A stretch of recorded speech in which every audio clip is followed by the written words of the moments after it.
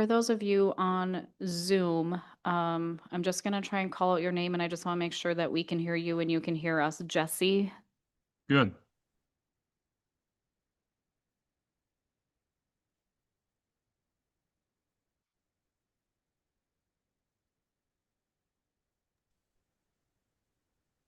Jesse, can you hear me? Yes.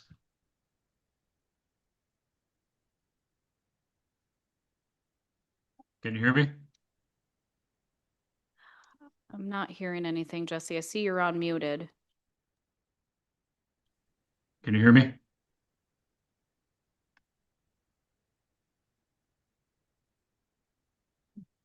Nothing yet.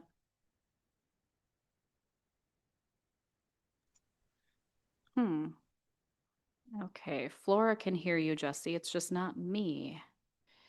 Let's see.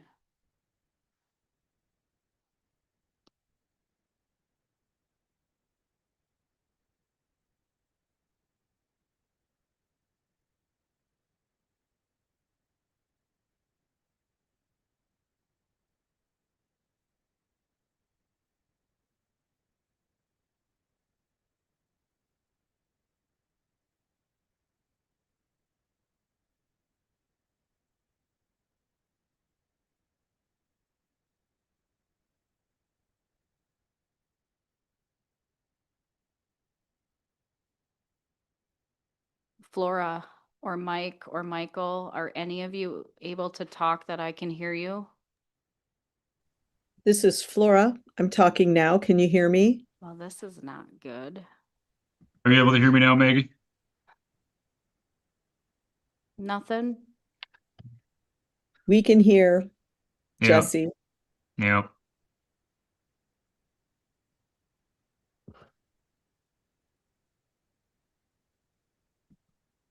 Okay, bear with me a second.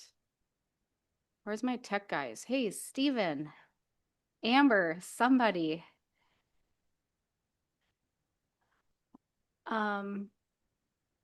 They can hear each other. They just can't, I can't hear them. They can hear me. I've tried to unmute people. I have tried changing sound. Yes, you take control. I feel like I have exhausted every avenue. Hey, Tyler.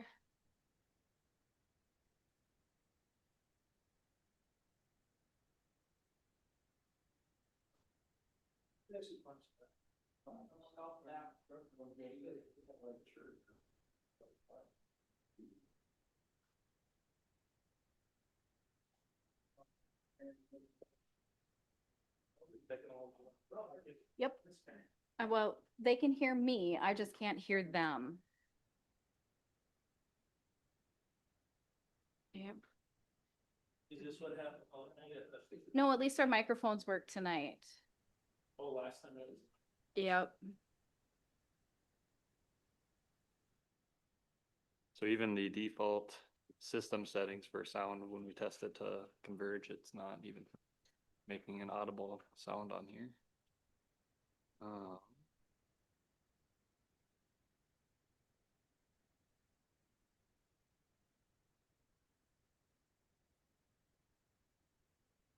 Is there like a different speed? Yeah, when they go into the mixer, it allows you to select a different output device, but it's only one output device displayed. Laura, are you still able to hear me? This one. Yeah, I can hear you fine, Jesse. Okay. And Michael was just texting me and saying he could hear both of us as well. So I think it's definitely Sorry, something Tyler. going on Do in you their want me to type it in room. for you? Yep. That's a lot Agreed. better now for Just me to give too. you an- That's your microphone. I know, I was just trying to see if there was another option. Just.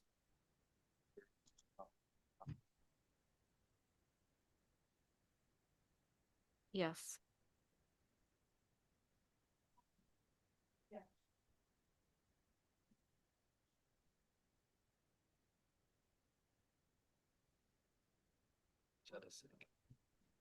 There's.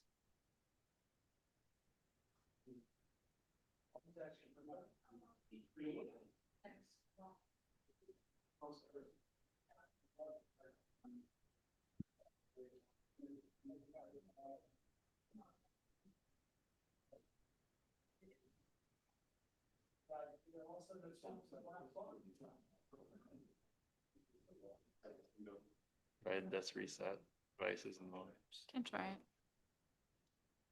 Not working anyways.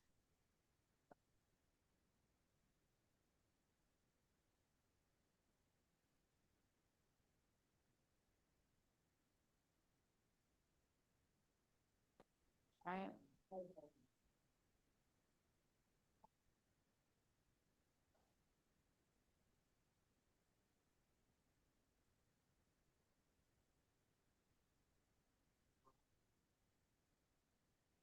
That might be an option. We can join by phone.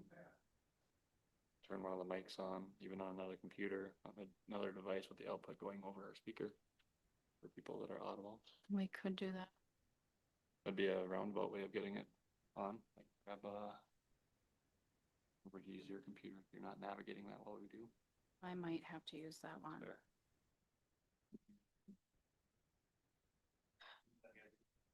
Yes.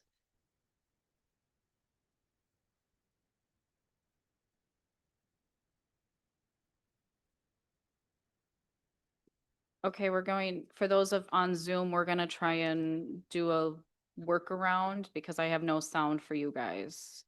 So hopefully we don't have a lot of feedback, but we're gonna try and open up a computer and have it join by phone, so then we can plug it into a microphone. So just bear with us for a second, please.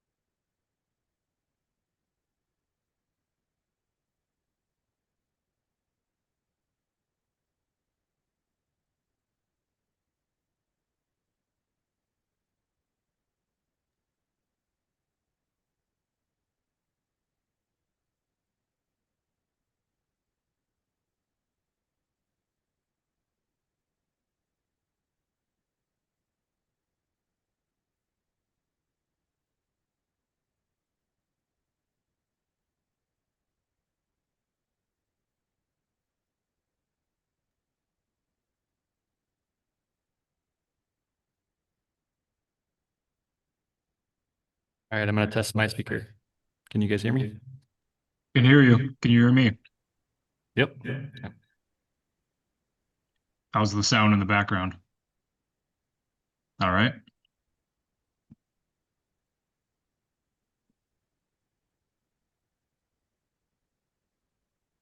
Me? Maybe I did the magic touch back there.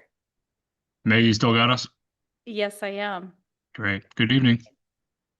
Hello. Do we want to do just a voice check with everybody? How about Flora? Can you speak just to make sure we have volume here?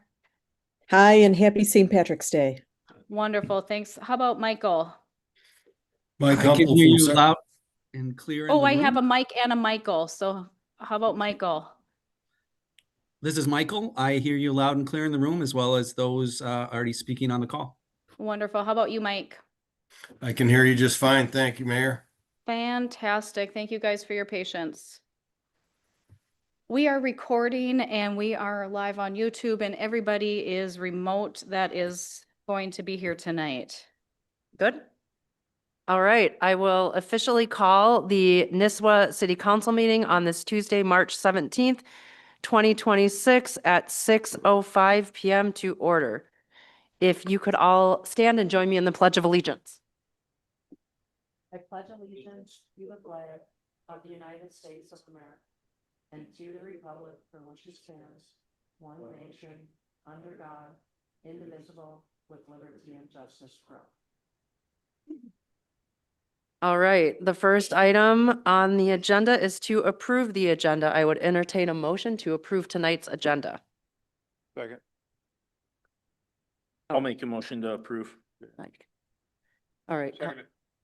All right, all those in favor signify by saying aye. Aye. Opposed? Okay, motion carries. Next up on our agenda is the consent calendar notice to the public that all matters listed in the consent calendar are considered routine by the council and will all be enacted by one motion.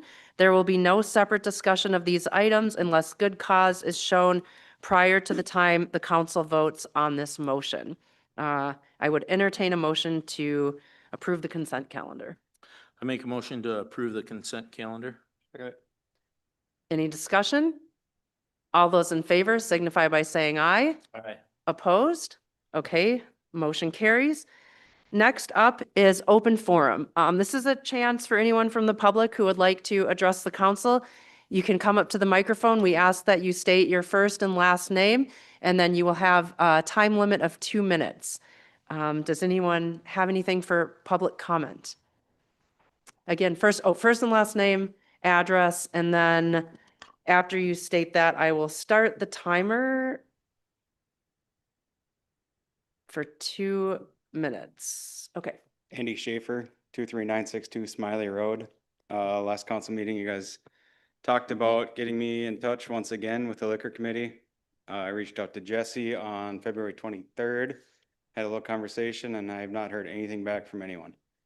I know you're not supposed to respond to this part of it, but this is getting a little ridiculous. Thank you. Thank you, Mr. Schaefer. Do we have anybody else that would like to address the council? If you can state your first and last name, your address, and then I will start the timer and you have 2 minutes. Hi, my name is Ronald Dewey Jr. I'm at 26735 Middle Cullen Road. I have a very similar concern as Andy Schaefer does. I've called 2 different council members, left 3 messages. I got no return calls. This is over a month or so. They're elected officials. Please get back to us by telephone. Thank you. Thank you, Mr. Dewey. Anybody else for public comment? Going once?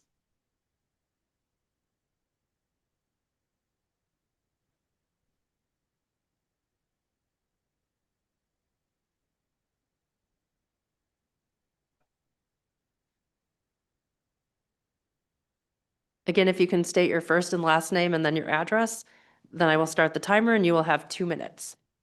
Bob Fear, 4984 Rubens Way, Nisswa, by 6468. I'd like to just reserve possibly a few moments for comments after the council members, whoever is the point person, discusses this purified water system project. And that'll be later in the meeting, but I'm not sure what comments are going to be made or what information is going to be supplied. I've been gone for about a better part of a month, so I'm in the black, maybe due to my absence, but I know very little about it. Thank you. Thank you. All right, do we have anyone else for public comment? Okay, going once, going twice. All right, we will move along then. Next on the agenda, we have reports, and we'll start with our city attorney, Mr. Blommer. Good evening, everybody. I don't have anything to report here. I got a couple agenda items to speak to coming up, but nothing else to report. Thank you. Next up under reports, our city engineer, Mr. Reese. Yes, just to report, we're making good progress on all the active projects currently underway. We have several action items for the city council in the packet tonight, so that'll be a little later on. That's it. Thank you. Okay. Okay, now we will move on to old business, and the first item under old business is the administrator slash clerk position. Before I call on Mr. Humple, just to give everyone a background, for those that may or may not remember, the city council did choose to engage with a firm called SCSC based out of North Mankato. And they were working on sourcing candidates for the city of Nisswa to fill the city administrator clerk role, which is kind of the top of the org chart, if you will, from a staff perspective. We held final interviews at the date of our last regularly scheduled council meeting, which was February 17th. And then council had alignment on a first choice for a candidate. And then council opted at that time that if that first choice candidate chose to decline, that we would prefer to go back to the drawing board. And unfortunately, that candidate did decline.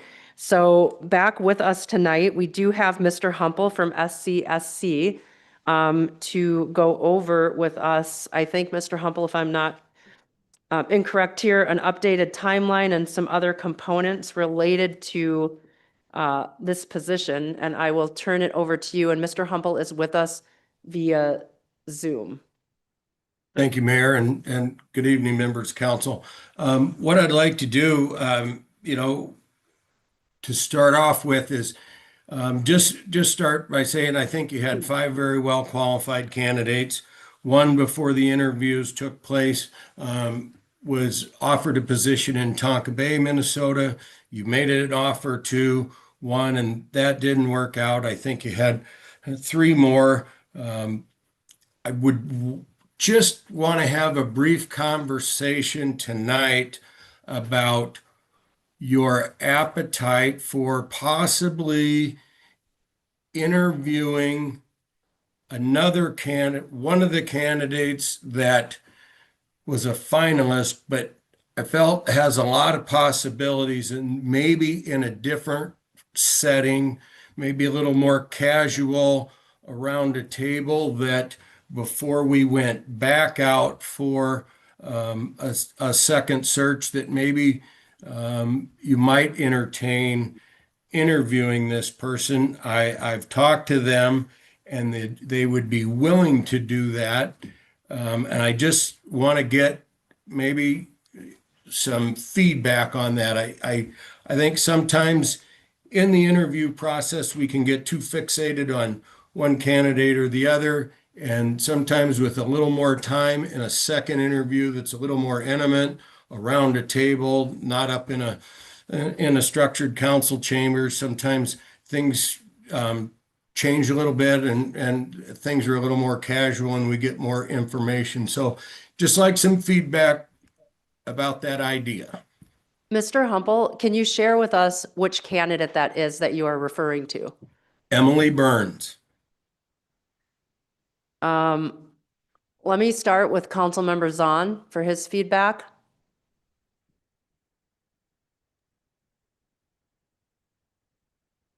I don't have any opposition to the prospect of it. No, I think that if that candidate's willing to come through, then if this council unanimously agrees, then perhaps we can move forward with an interview. Councilmember London, your perspective. I would entertain it. I'd like to re-interview Emily. Okay, and Councilmember Hall, your perspective.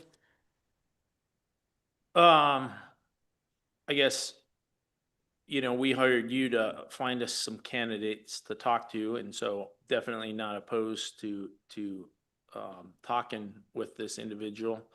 But also too, if we could just back up a little bit, the top 2 picks actually declined to come back and talk to the city. That is correct information. The second candidate, that we had in mind that we were going to reach out to, they also declined the offer when we engaged with them. Is that accurate information? I don't. Is what you shared with Mark and I. I don't recall I don't think there was another offer made to come back. Well, To I interview. talked to two of the candidates that weren't offered the position and asked them whether they would entertain re-interviewing. One declined and one said no, but I don't know that I had any conversations with anybody about it. Well, yeah, just that though, yeah, that declined. So I just bring that up because we had talked or discussed in the meeting, there was kind of a second favorite, that we got feedback from the staff interview process. But I just want to make that clear that that person was off the table also. Okay. Well, Correct. Councilmember Hall, I'm confused because when we voted as a council, we were in closed session. We only voted to make an offer to the top candidate. We had all said we were not interested at that time in the second candidate, that we would then go back to the drawing board, and then we empowered or motioned for the personnel liaisons, which are yourself and Councilmember Fraley, to engage in whatever negotiations were necessary to hopefully close the deal with the first candidate. I was not aware, and I don't remember council taking action to make an offer to a second candidate. No, we did not make a motion to make an offer to a second candidate. We spoke with them about possibly reaching out and engaging because the second candidate was not here for an in-person right. interview. He was on the Zoom. And so we had asked, hey, would this candidate be open to coming here to an in-person interview? That's when Mark, myself, we were all on the phone just to bring everybody up to speed what's taking place. That candidate said no, that they are no longer interested. And that was without an official thing, just going by the rank from the employees and from what the council said, would have been a number two thing, going back, like, what are our options at this point? So I just want to bring that up, that they are off the table, and now we're moving on to potentially candidate number 5, correct? The 5th one down? I don't think she was number 5. Emily Byrne. That's what I'm asking. We never.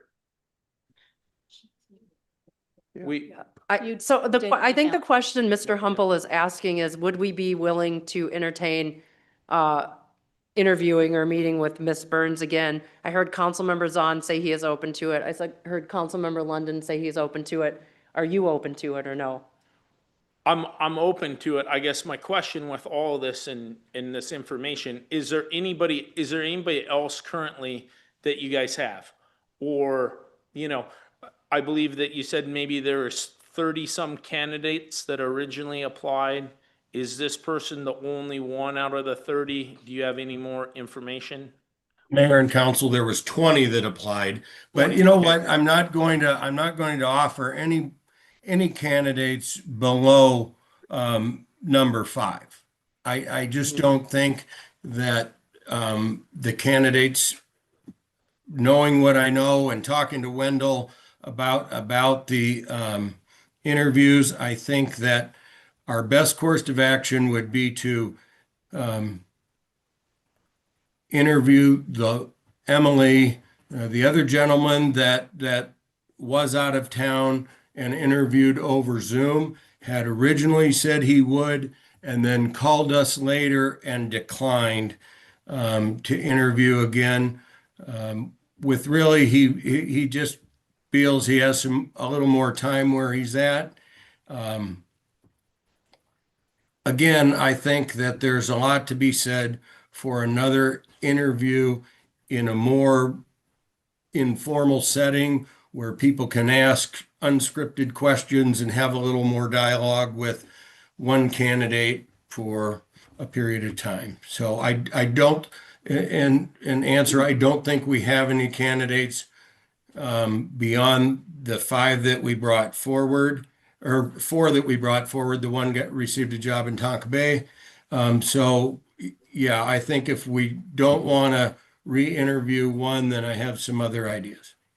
So Mr. Humble, Yes, sir. Go ahead. Go ahead, if I may, Councilmember Zahn. if I may, Mike, I have a question for you in regards to Emily. Was Emily one of the 4 that we interviewed, or was she not? She was one of the 4 you did interview, yes. Okay, understood. In regards to just some feedback that I haven't been relayed. I don't know if the rest of the council has or has not. But is there any feedback as to why the offered candidate was or ultimately declined? Is there any feedback you can give us?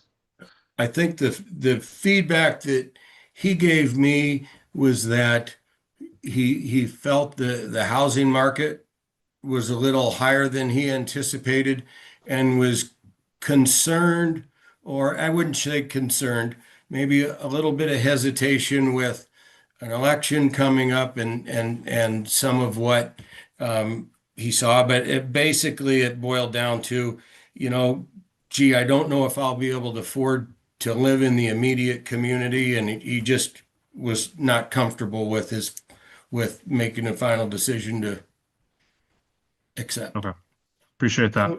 Jesse, for your knowledge, we haven't been able to talk the offer that went forward. Mark and I were appointed for that,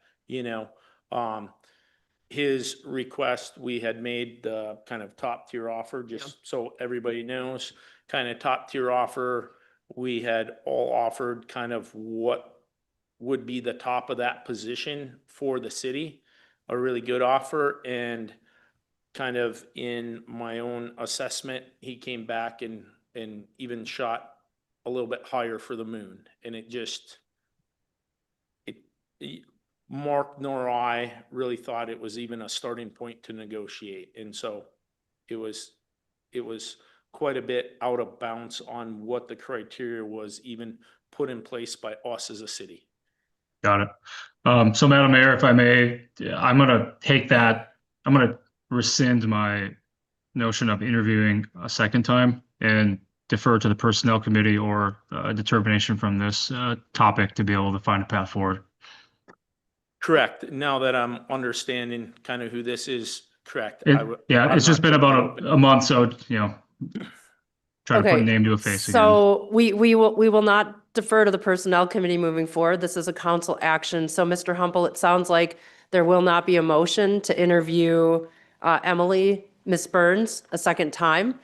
So we would be interested to learn, since we have you here today, what the forward path is, what that timeline looks like, and any other input you can share with us today.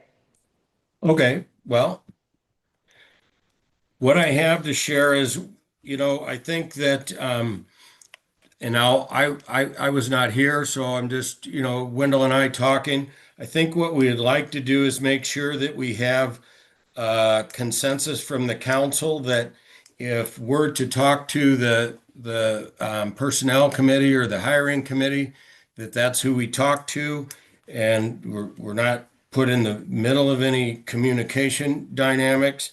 And then I would offer that we go back out on the market beginning April 21st, advertise for 30 days to May 21st. From May 22nd to from May 22nd to June 12th, these things would occur. I would interview and talk to the first 5 or 6 candidates, get a sense of that. Crystal Hansen would do her PXT assessment and leadership assessment. I would do background checks, reference checks, and then get ready to finalize a top 5, and hopefully we could get that done and interview on June 23rd.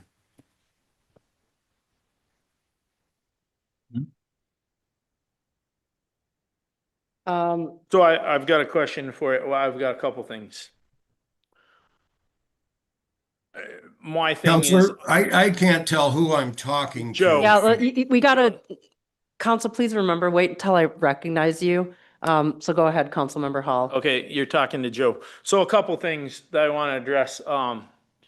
First of all, you brought it up. Yes, it was motioned and made a motion that you talk to the Personnel Committee. That was always the motion. That was a issue this last time. Mark and I are the only people to talk to, motion to, Even the city labor attorney has weighed in on this. He was gonna, I know that he talked to Wendell. He also sent me an email. This last time when the mayor called you, that was illegal to give out the information. State statute. Councilmember Hall, you're incorrect. It is not illegal. And I have you a are letter not, from the we city. are all five. I am. Councilmember Hall, I am the presiding officer. You are, but you're not. I gonna am, talk over I me. am, I am the presiding officer. You are not speaking right now. So that was All right, actually illegal. Councilmember That Hall. was one of the things. Councilmember Hall, time you that have to guys brought up and respect dropped. the decorum rules Listen, here. I am the presiding will officer. respect it. You are You're not. the city attorney. I'm I not the have- city I attorney, have but I a am the letter. presiding officer. And it Anybody- is, we are all, this is the biggest issue with this council and it has to stop right now. Correct, and you. We are all five equally elected members of this body. It doesn't matter if I am a personnel liaison, if Councilmember London is, if Councilmember Zahn is or not. Thanks. Because we all can That's get fine. equal information at the same time. We are not having a shadow council. We're not going to do this anymore. We're If going to, we we're going to want work in this the best laid out- interest of the city. If we want this laid out, the city labor attorney has clearly laid this out. Email Any council member anybody in can the call, public can have can this. find out anything going on with the city. So- We are all entitled to that So information. We right are here is equally my next elected. question. This just proves my next question. Councilmember Hall, you are so With the disrespectful. current chaos of the city, we're throwing good money after bad money. Why and how are we gonna get anybody to join this mess? Why are we going to get 20 good candidates that we can offer? We're not going to do it because of this. You were completely out of line, Jennifer. How I found out about this, how did I find out, Jennifer? You called me. What did you say? You said that Wendell called you. You flat out lied. No, You I said I called Wendell. spoke to Wendell. Okay, Joe, No, it is, and it is illegal. it is The not state- brutal. Anybody Maybe that you wants should to brush up read the on letter state statute with and statutes go to the League of this- Minnesota Cities trainings like I do, best practice You're share not with listening. other I'm not elected listening. officials. It We was- know, It was we know. illegal to close the meeting to go to a private meeting. It was flat out illegal. If anybody was- wants to see the The statute. council from motion the to go city to a attorney, closed they can. session. Jennifer, Councilmember this is what Zahn the problem made is. that motion. I told you a week ago, this is done. You bullying, you talking over people, you just trying You to. know what? I am the presiding officer. Well, that's great. I do carry the gavel, and no, I'm not bullying. I've been bullied by you and others. You know what? Rules. I'm You gonna don't set the stand, I'm rules. gonna stand up for what's right, and I'm standing up for the people. Okay, we're gonna move on from this. So, This is nonsense. Yes, we are. This We is are not gonna the agenda. follow the rules. We're gonna follow what Council city Member Hall. attorneys advise us to do, not you. End of discussion. If anybody All out there right. wants a copy of the email, please do a data request. It was sent to Yes, me. please do a It was data sent to request. Data, it was sent to Wendell. We can provide that for everybody's information. All right, What happened last time? Flat out illegal. He brought it up, not me. He brought it up to say, this time, let's do it correct, because they know it was incorrect. I didn't bring this up. That Councilmember was the Hall, first we're going to comment move that on. made. We have a lot of things on the agenda I'm tonight. saying, we do, but if we're gonna do stuff, we're gonna do it right, and I'm done with this. We are gonna do it right, and I'm not gonna be bullied anymore by you. You We're are gonna, the bully. the politics that has taken place You're. in this council don't and in like this city, I'm speaking, I hold the gavel. You said It's your okay. piece. So here is what's been going on. There has been dysfunction in this city long before I was elected mayor. When I ran for mayor, I had staff, employees come to me and denigrate another employee. Council members come to me saying, we hope you win because we got to get rid of this person. So there was all this backbiting going on You long wanna talk before about I became staff and mayor. The staff letter? Yeah, let's talk about the Anybody staff that wants letter. The current Yes, staff letter with everybody signed. So at the what's- bottom. This is, Here with okay, the we're staff. gonna move on. If you want to play politics, there is an election We're in gonna- November. We're gonna. There is an election. If you want. Council Member Hall, this is not on the agenda. Well, you're bringing Well, it up. You want. You know it what? on here? We are moving on. We are going to go back to the agenda. We are going to talk about the administrator clerk. If you want to hash out things at another time, I am we can addressing do the so. Points that are. Council Member Hall, Brought up. And we- The first thing, point. what the brought up- point the consultant just brought out is I asked him, what is the new timeline? since this council, don't- the individuals here, council members on, There's not there council isn't a member. timeline. What is the timeline, Jennifer? He What do you just- suggest? Mr. Humple just said from April 21st to May 21st, he will repost the position. From May 22nd to June 12th, he will conduct different components like the leadership assessment, background checks, finalize the top 5, and then his goal would be to do a June 23rd interview. So that's what we just heard from Mr. Humple. Yeah, and I'm asking him, how are we going to get qualified candidates? Who wants to join this mess? Who wants to join this current situation? We got a letter back. I was trying to advise this. I got a letter back. Maggie did. She can speak to it too. We got notified from the league that with the current situation, the current lawsuits against the mayor and the city, that the league doesn't even want to help us step in and help. Actually, we're not to that agenda item yet, so I'm we can just saying. hold till that agenda item. Another point. Yes, and I do have points on that too, because I spoke with them as well. So Mr. Humple has given us a new timeline for reposting this position back to get a city administrator / clerk.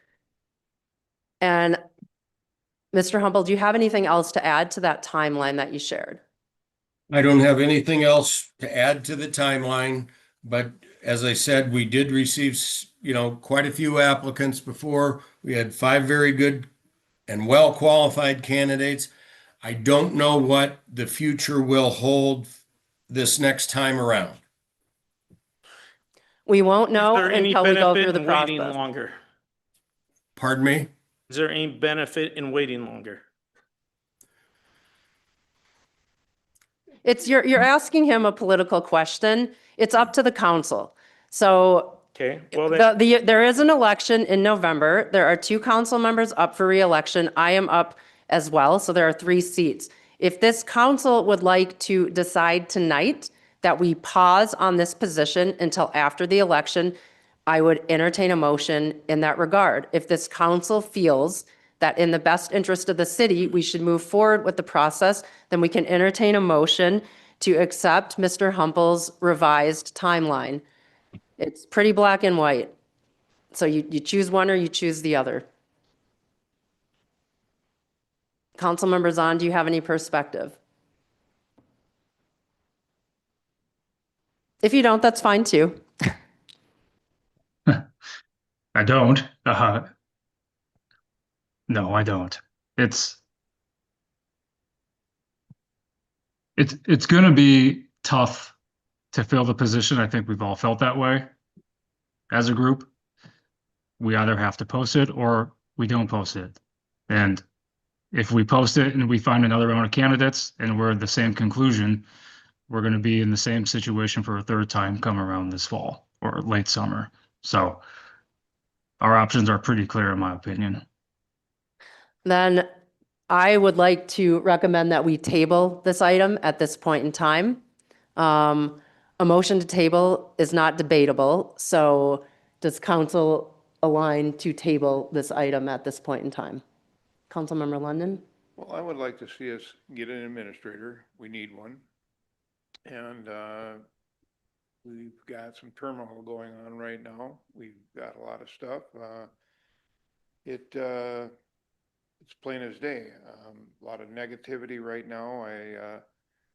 I'm aware of this thing called the Nextdoor app, and it's just disgusting.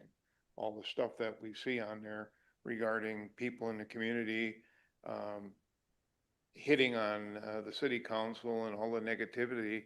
And, I'm just concerned as where is this initiating from? Where's it coming from? Let's get back to this. Where is your preference on the city administrator clerk? Would you like to table this? Would you like to proceed as Mr. Humple outlined as a timeline? Is there going to be an additional cost to this? Mr. Humple, is there an additional cost to this? We sent Maggie some information. I've got it here. All we're asking is that you pay some additional advertising costs. Let me get that number. It's in your packet. It says $1,734. Correct. So that's an additional cost. That's it. I think that the council should get together and we should discuss this further. rather than make a decision. So here. I'm saying table it for tonight is what I'm asking. Are you, Yeah, okay. Councilmember Zahn, how do you feel I- about tabling this for tonight? And I'm in favor for tabling it tonight, and I think, Madam Mayor, we can put it on the agenda perhaps for next month. sounds good. Councilmember Hall, how do you feel about tabling this for tonight? I guess we can table it. I don't know what that's gonna solve. I would ask Mr. Humboldt, what is your gut feeling? You know, right now you had 25% out of the candidates. Do you feel like you're gonna get another 20 candidates even? Do you feel like you're gonna get 10? What's your read? You do this for a living. It's awfully quick to come back and re-advertise. I think there's going to be some hesitation on individuals' parts about, gee, do I uproot my family and all of those sorts of things? And, but that's in any search where people are going to move. I don't want to get into the politics of it. It's not our place. But I just can tell you that I feel candidates will continue to have some hesitation. So then let's table it. All right, so I need an official motion. I will entertain a motion to table this. Madam Mayor, I'll make a motion to table the agenda item. Excuse me, I'm trying to navigate through screens on a laptop screen. I'd like to make a motion to table the city administrator / clerk search until further notice. Okay, do we have a second? I'll second it. All right, any additional discussion? All those in favor signify by saying aye. Aye. Aye. Opposed? Okay, motion carries. All right, next agenda item under old business is the spirits and pickles. So at the February meeting, the council motioned that the liquor committee could look into different consulting companies to assess the city's liquor businesses, one being Spirits, the municipal liquor store up in Schaefer's parking lot, and the other one being the Pickle right next door. The liquor committee conferred and moved forward on a statement of work with a company called Delaney Consulting. That work commenced, I think it was last Monday. And from that work that took place, Michael was up here in the area conducting meetings and doing his initial analysis. From that came a need to potentially rescope the consulting agreement. And so that is what is before us this evening.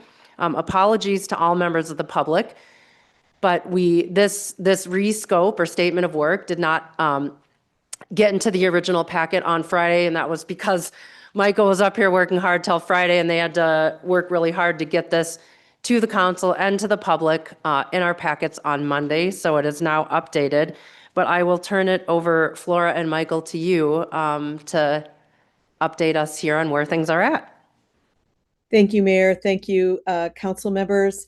I'm Flora Delaney. I'm the president of Delaney Consulting, and last week, many of you might have met Michael Bitzer. He's my business partner, and together we have been working with municipal liquor operations in Minnesota for 14 years now.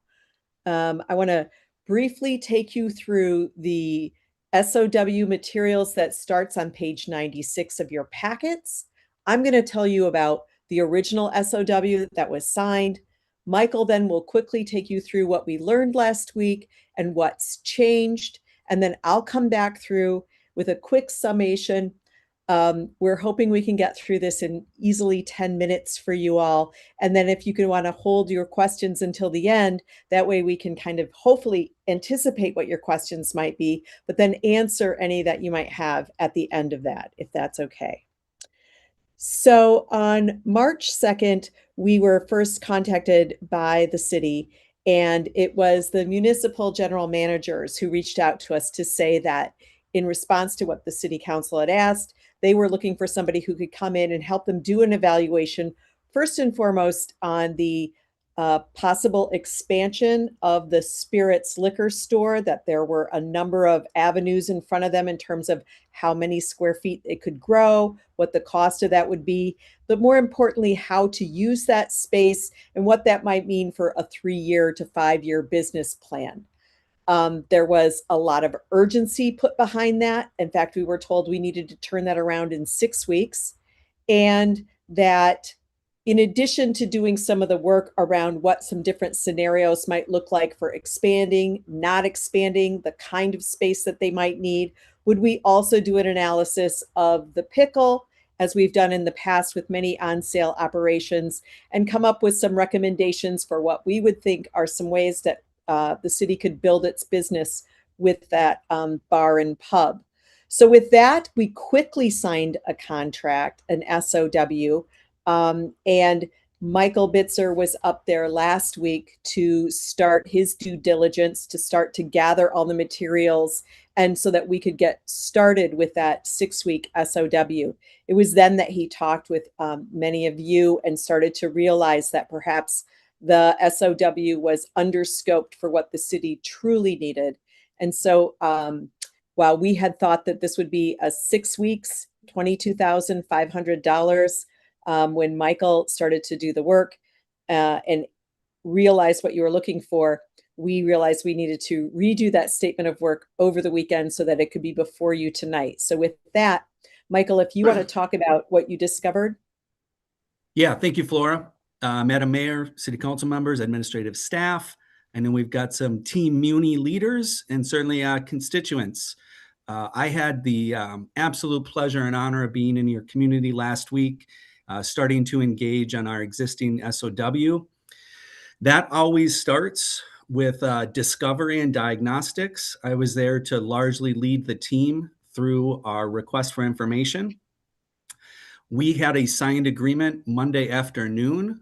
I was there Tuesday morning at 10, and by the end of the day Tuesday, it became evident that we needed to shift some of my priorities for the week to better scope, understand the needs, and regroup so that we could address the business problems and needs of the city. So I'm just going to take you through that initial discovery and the meaningful change in the SOW that resulted.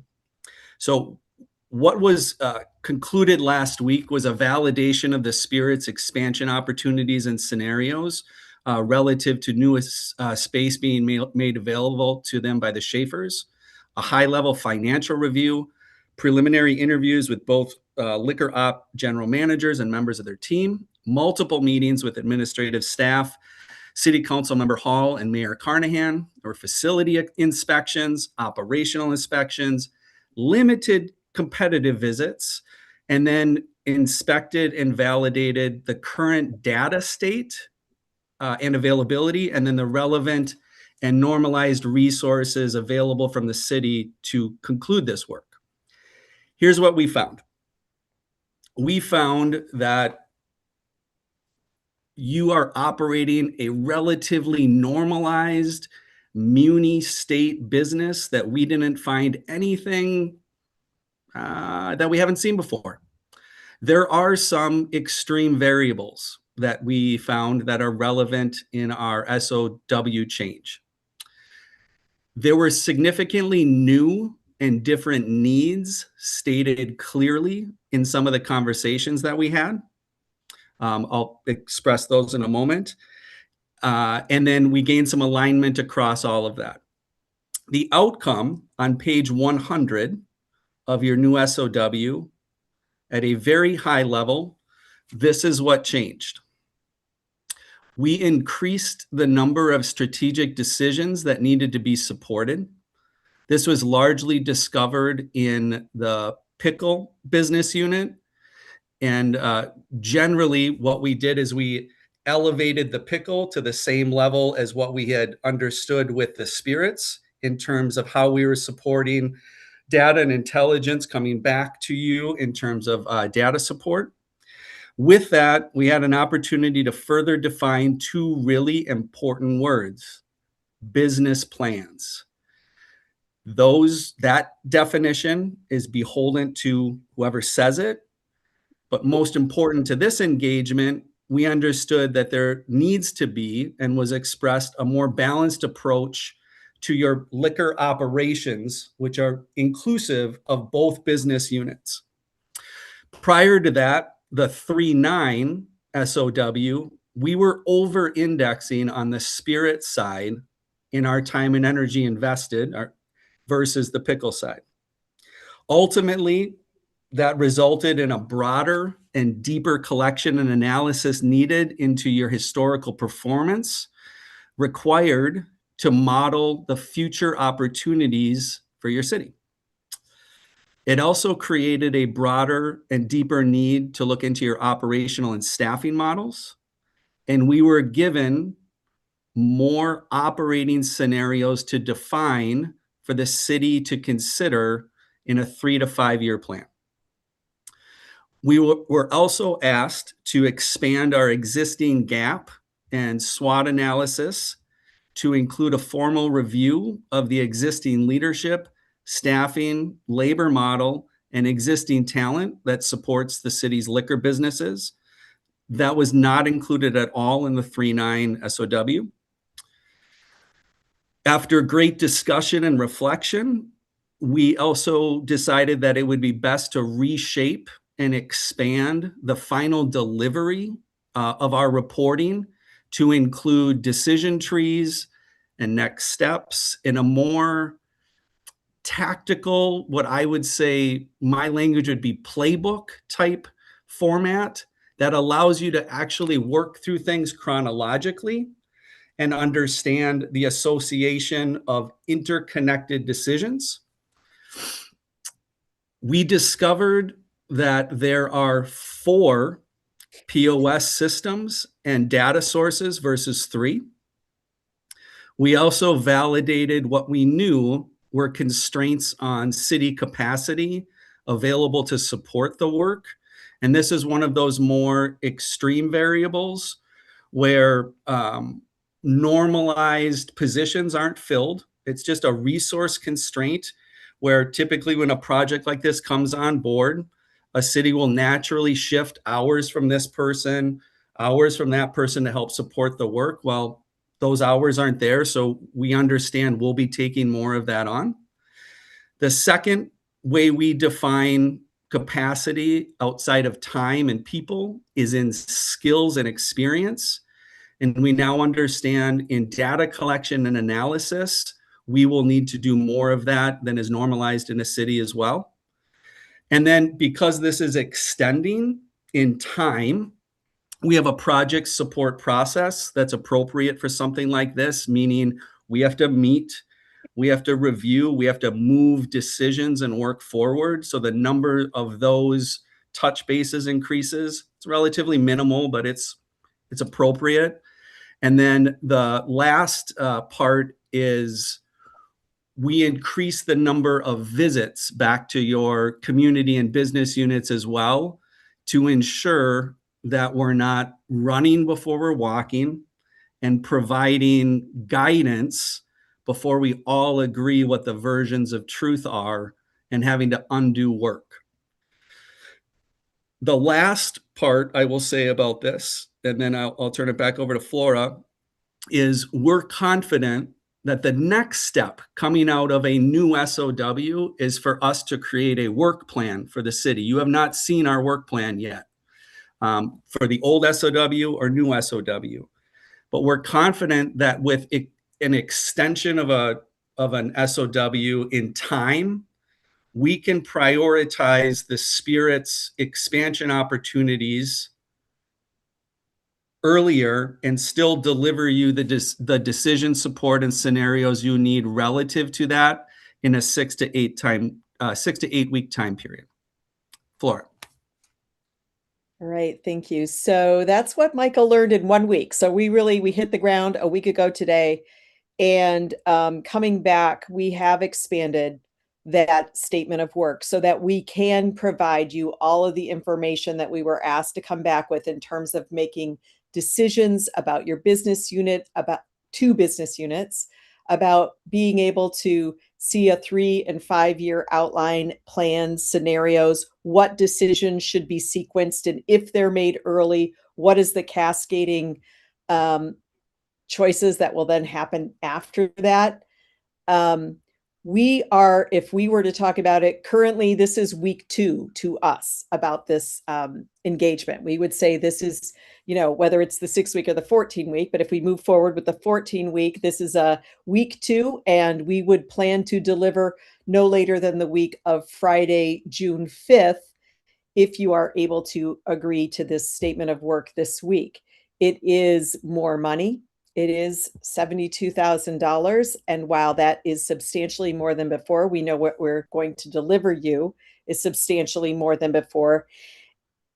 And I would just like to take a moment and say that this is a very normal thing for a organization to do that is running business units, multi-million-dollar operations that require some very smart strategic decision making, setting a goal, setting a plan, knowing that plan is what you can hit, and then creating the actual ladder for how you're going to get there is very standard for organizations like this. And I think what the city has asked for, we have delivered in the past to other cities. We know we can do this. We feel more confident than ever that we are going to find the way forward for the city. But it's an important moment, I think, for the city to think about the gravity of the decisions that you're about to make, because as you move forward and build out your plans for these 2 operations, it is going to impact the city for years or even decades to come. So we want to just make sure that we're very clear that we take it very seriously. We're going to provide the best possible analysis, scenario plans, and decision support we can, so that the city can feel empowered about having all of the information and looking at this business holistically as it makes plans to go forward. So we are excited and ready to begin, and ready to entertain any questions that you might have now. Thank you. Sorry, before doing so, I just want to expand one thing from Flora. The 72,000, in addition to that is the pass-through expenses for visits back to the city. So the all-in number should be on your page on 106. It's broken out for the engagement and then expenses, but it's both of those numbers together. Thank you. Turning it back over. Thank you. I'd like to move to council for any questions for Flora and Michael, and I'll start again with Councilmember Zahn since he's on via Zoom. Only question I would have for you off the cuff, Flora, is there a precedence for either the spirits or pickle in order? Are you all going to start with spirits and be able to help us deliver on that in respect to the urgency piece of what I know you're aware of? That is what Michael said, that we are going to help build out the analysis of the choices in front of you with regards to that expansion, your different choices there. We expect to be able to still deliver against that in the original time frame of 6 to 8 weeks, so that you'll get that first, and then inclusive of everything by the end. Yes. And Council members on, great question. With that, we will also provide risk in future to the end of the engagement to say we don't know these things yet, right? On the pickle side. Yeah. Okay. The only other question is, are we 6 to 8 weeks out from having that final product, or are we 5 to 7 weeks out since you've already got a week start? Oh, I don't think I would stick with 6 at this point. Let's cut it down the middle. We're 6 weeks out. All right. Just modify your quote and you'll have as-built by then for us. Okay.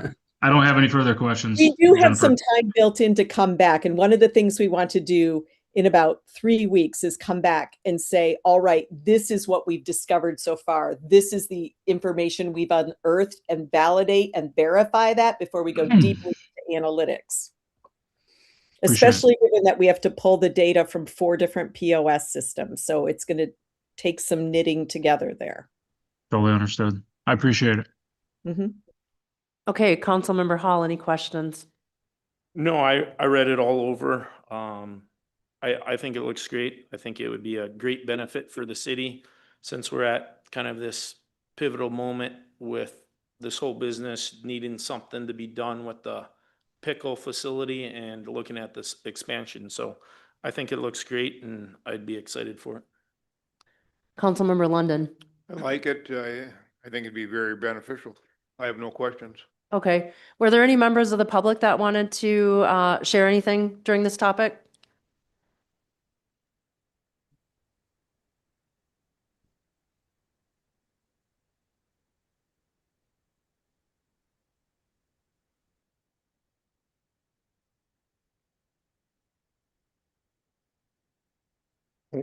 Thank you, Mayor. Bruce Imholt, 25628 Wooddale Road.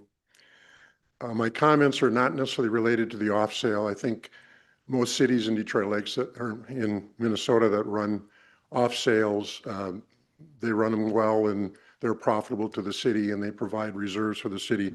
So that's great. I do have an issue with the city here going ahead with a $70,000 consulting contract on your on sale business. And this isn't meant to denigrate the people that work at the pickle and the pickle itself. And I know the pickle is important to the Nisswa community, but I would prefer that it be run by a private business. I have an issue with the city competing with private business on a bar and restaurant. So I think that's one thing that you should think about before you go ahead and approve this contract and spend $70,000 to find out that ultimately you aren't going to be very profitable in the on-sale business. And I say that if you look at, and these folks, maybe they got more information than I do, but I've seen the state auditor's report, which says that most cities that are in the on-sale business are closing them because they're not profitable. They're tough to run,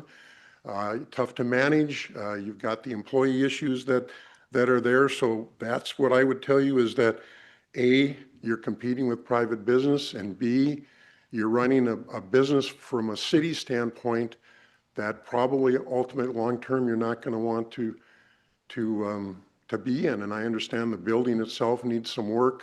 I mean, I'm not intimately knowing what's going on here, but from what I've heard, you've got some building issues.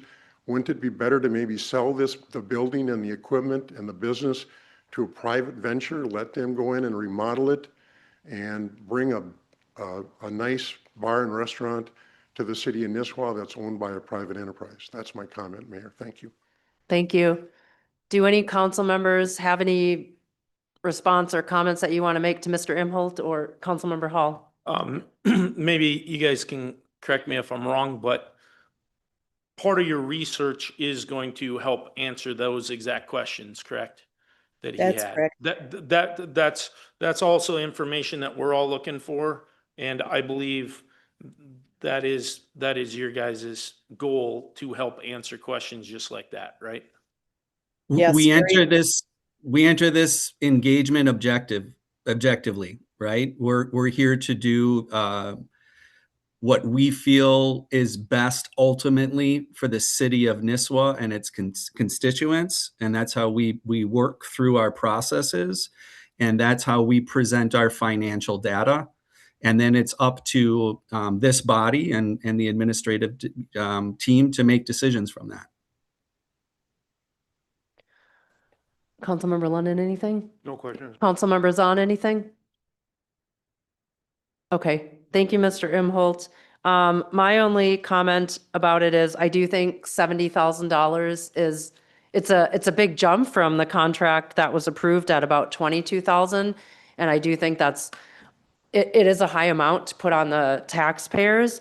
Although I do understand too that the city does need to understand the opportunities related to both businesses and a go-forward plan that makes the most sense financially. Ms. Wentler, I don't know if you know this off the top of your head, and you may not, but I believe does a pickle transfer, is it 40,000 a year or 60,000 a year to the general fund? I know the Spirits does like 220 or 200. 45,000. 45. And do we know what our roughly what the net profit was for the pickle for 2025? I know the previous year, I want to say we did like 1.5 million in top line sales, and what flowed through to the bottom line might have been 85,000. I'm not gonna play a guess on that one. Okay, I believe it was sub 5% for every year, Jennifer, okay, top of head. okay. All right, perfect. Well, Mr. Farrell, yes, our manager of spirits, go ahead. Being you brought up how much we transfer each year, I just wanted to give more accurate numbers on that. You were right on 225. That was about 3 or 4 years ago. We went up to 245, but we have extra money that we earn above and beyond that. So I'm gonna just go back to 2021. We, above and beyond all expenses at Spirits, we earned 450,000. It was a little more than that. And then in 2022, it was 425,000. Those years were during the pandemic, and I must have mentioned a million times, don't expect to make that much every year. Unfortunately, this is a heyday for liquor stores, but it was not a good time for our country. Then in 2023, we earned 370,000. 2024, it was 397,000. And last year was a tough year for most retailers, as you can probably attest to, Mayor, and we brought in 282,000. Now, those numbers are including that 245,000 that we give to the city to lower the levy. So. Thank you. Mhm. If council doesn't have any more questions about the revised SOW here from Delaney Consulting, I would entertain a motion. I'd make a motion that we'd move ahead with the proposal as presented. And I'll second it. Any additional discussion? All those in favor signify by saying aye. Aye. Aye. Opposed? Okay, motion carries. All right, before we move on to number 3, the EDA resolution, I had just 2 things also still related to Spirits in the Pickle that I wanted to bring up. So first is the Spirits. We currently lease our building from the Schaefers. So if many of you didn't know, where Spirits sit, our landlord is the Schaefers. They are currently developing a new commercial space, which will include a CRMC clinic and improvements to the property where Spirits operates. Prior to my time on the council, I think a past council may have approved or discussed approving up to a 10% expansion of the liquor store space as a part of this new development. As a part of that project, Schaefer's has invested in improvements into the property, including a heated sidewalk out front of Spirit's current building, and then they're adding a new loading dock to improve deliveries for all of the new tenants there.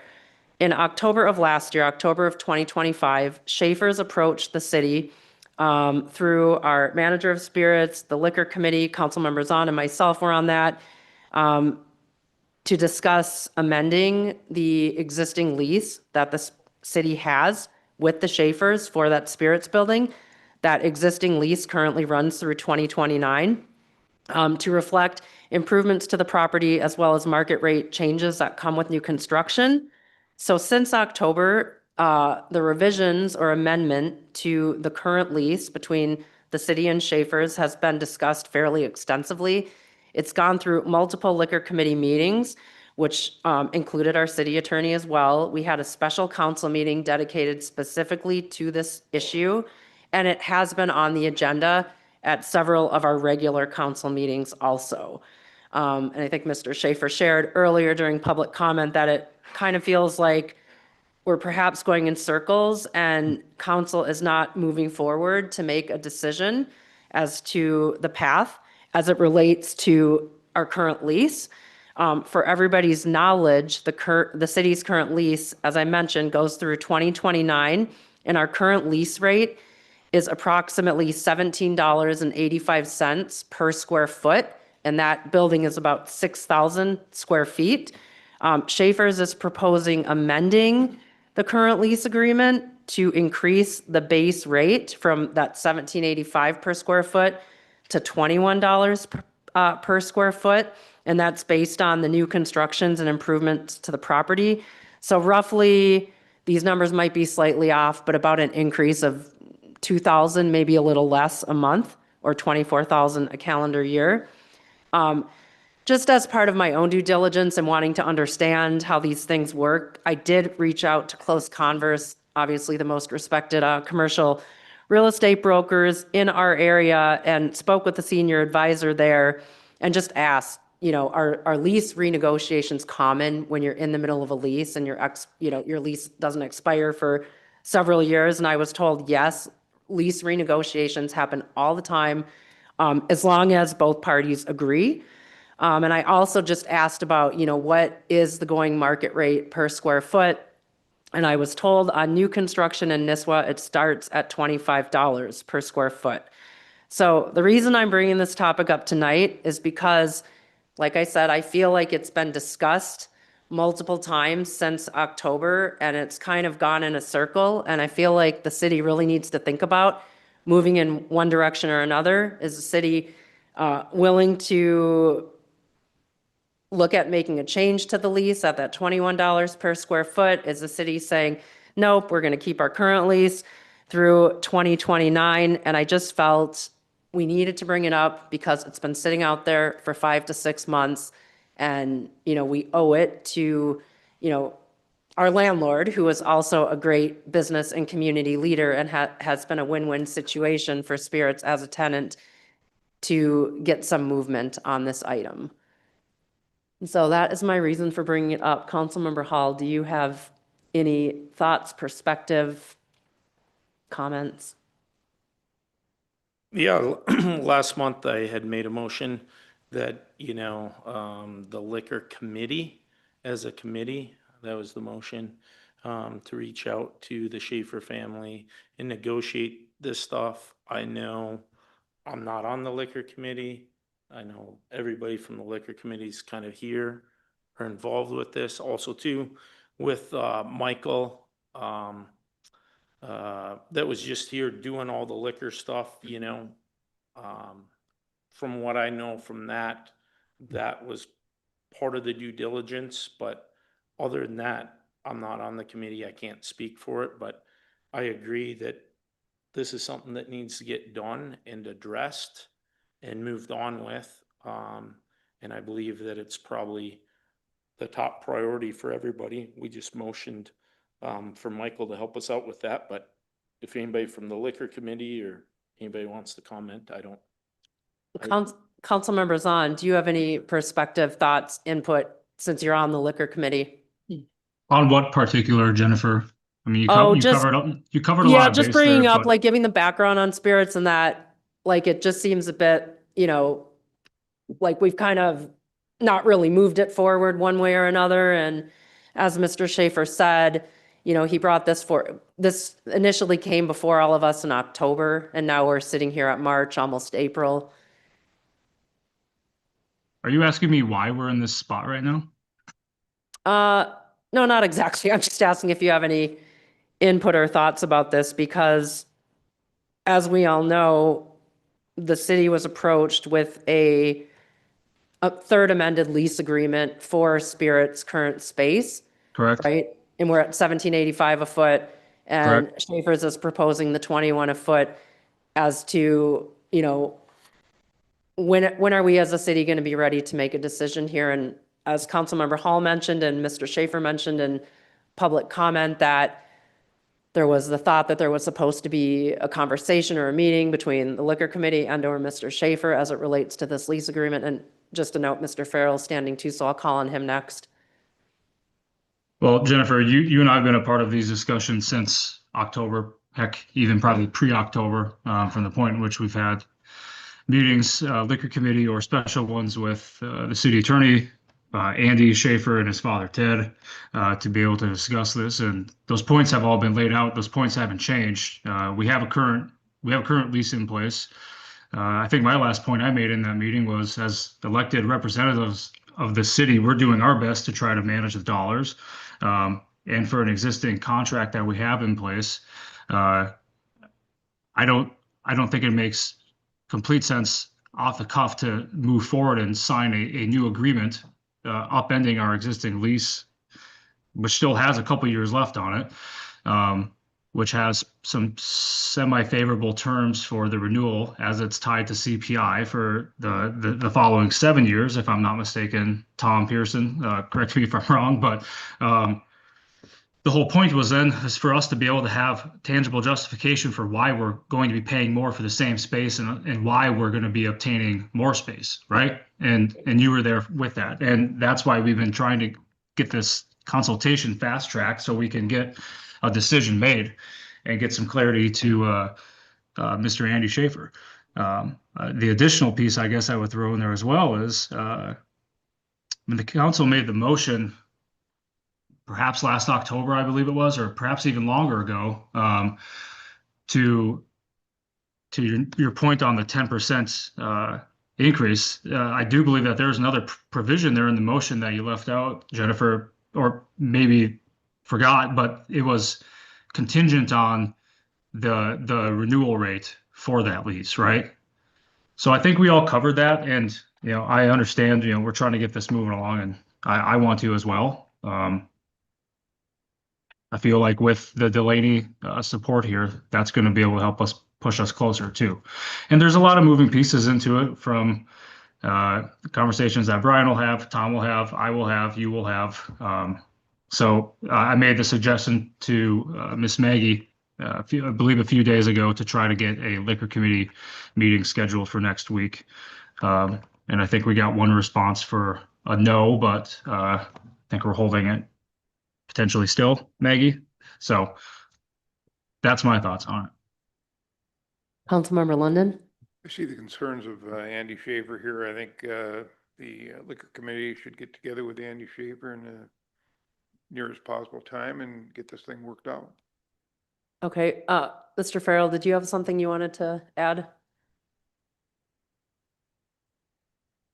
Council members on did cover a lot of things, and that was back in March or April of 2024 when the council voted to approve a 10% increase contingent on a favorable rate from the Schaefer family. Then if we jump to, I don't know the exact month, but it was a few months ago, probably 4 months ago, where the city council said that they were not going to expand space and that we were going to stick with our current contract. We talked to Mr. Schaefer since then, and obviously he has mentioned that we would be able to use the loading dock and different items. So our next step would have been either to go to court. Well, we really don't want to go to court with the Schaefer family. They're a great family for Nisswa, and we've had a good partnership. So that's where we're back to this square where we are right now. And I have no problem at all, looking at our contract and renegotiating it. I mean, just to let you know, my biggest issue with that contract is our parking lot, because that does not look favorable at all to our business. And we're looking at areas with Delaney and great opportunities to improve what we're doing down there. And there's always improvements that a person can make and to do better. So I'm really looking forward to that. But when you factor in the parking lot, that is not helping us move the needle forward. And, as far as negotiating with the Schaefer family, I'm all for it. And, I would like to state though, we are going to renegotiate our contract. 3/4 of our building is not new contract, is not under the new contract part. And they realized that, and they weren't going to charge us $25 a square foot. But I just wanted to, kind of fill in a few of those blanks. Okay, Councilmember Hall? Real quick, Brian, I'm not on the liquor committee, but I guess, can you elaborate what the parking lot issues? I guess I don't know. So there is a median that's going to be basically, when I call that, it's a grassy area with a curb and light pole and drainage right in front of basically almost right in front of our entrance door, but it'll be out farther away. And so we have a lot of people that come in with boats, a lot of people that come in with fish houses, snowmobile trailers. And right now, our parking lot has been very friendly to them. It's one of those things where it's easy in, easy out type thing. And it is going to be a struggle. They're going to have to park over in the Schaefer parking lot and then walk over. I'm not saying that some people aren't doing that right now, but our parking lot is a lot less friendly. We've had struggles since they've started construction because we have that fence in our parking lot. And people are almost backing into each other left and right. And I see it almost similar when our new parking lot has that median in there, which the Schaefer family would like to have it shrunk because it's about 3 or 4 cars wide. But the engineer said that it had to be that big. Right now, we have a drainage in our parking lot and there's nothing around it. Cars can drive right over it. And I would just like to see something get modified in that area because it is definitely a negative. We love the prospect of having a heated sidewalk.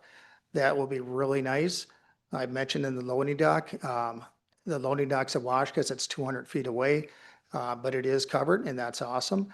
I'm not gonna argue about that one because it's, like I said, it's a wash compared to what we have right now. Can I ask a follow-up question then? Sure. Sorry, Steven, you're in the crowd, put you on the spot. The issue that Brian's talking about in the parking lot with the curb and the median and everything, is that an issue that was imposed upon the construction via city rules from planning and zoning? So over here, this hand of the city saying, this doesn't work. I'm asking, did this hand of the city impose those restrictions? Or why can't we solve this problem for Brian? Can you answer that for us? Yeah, I guess I'm just wondering, full circle. So I think the regulation that you're talking about is our landscaping requirement inside parking lots. Our ordinance has a 5% rule. If you've been following along with planning and zoning commission meetings, we have early language for altering that specific section to allow for utilization of landscaping around a parking lot as opposed to interior to it.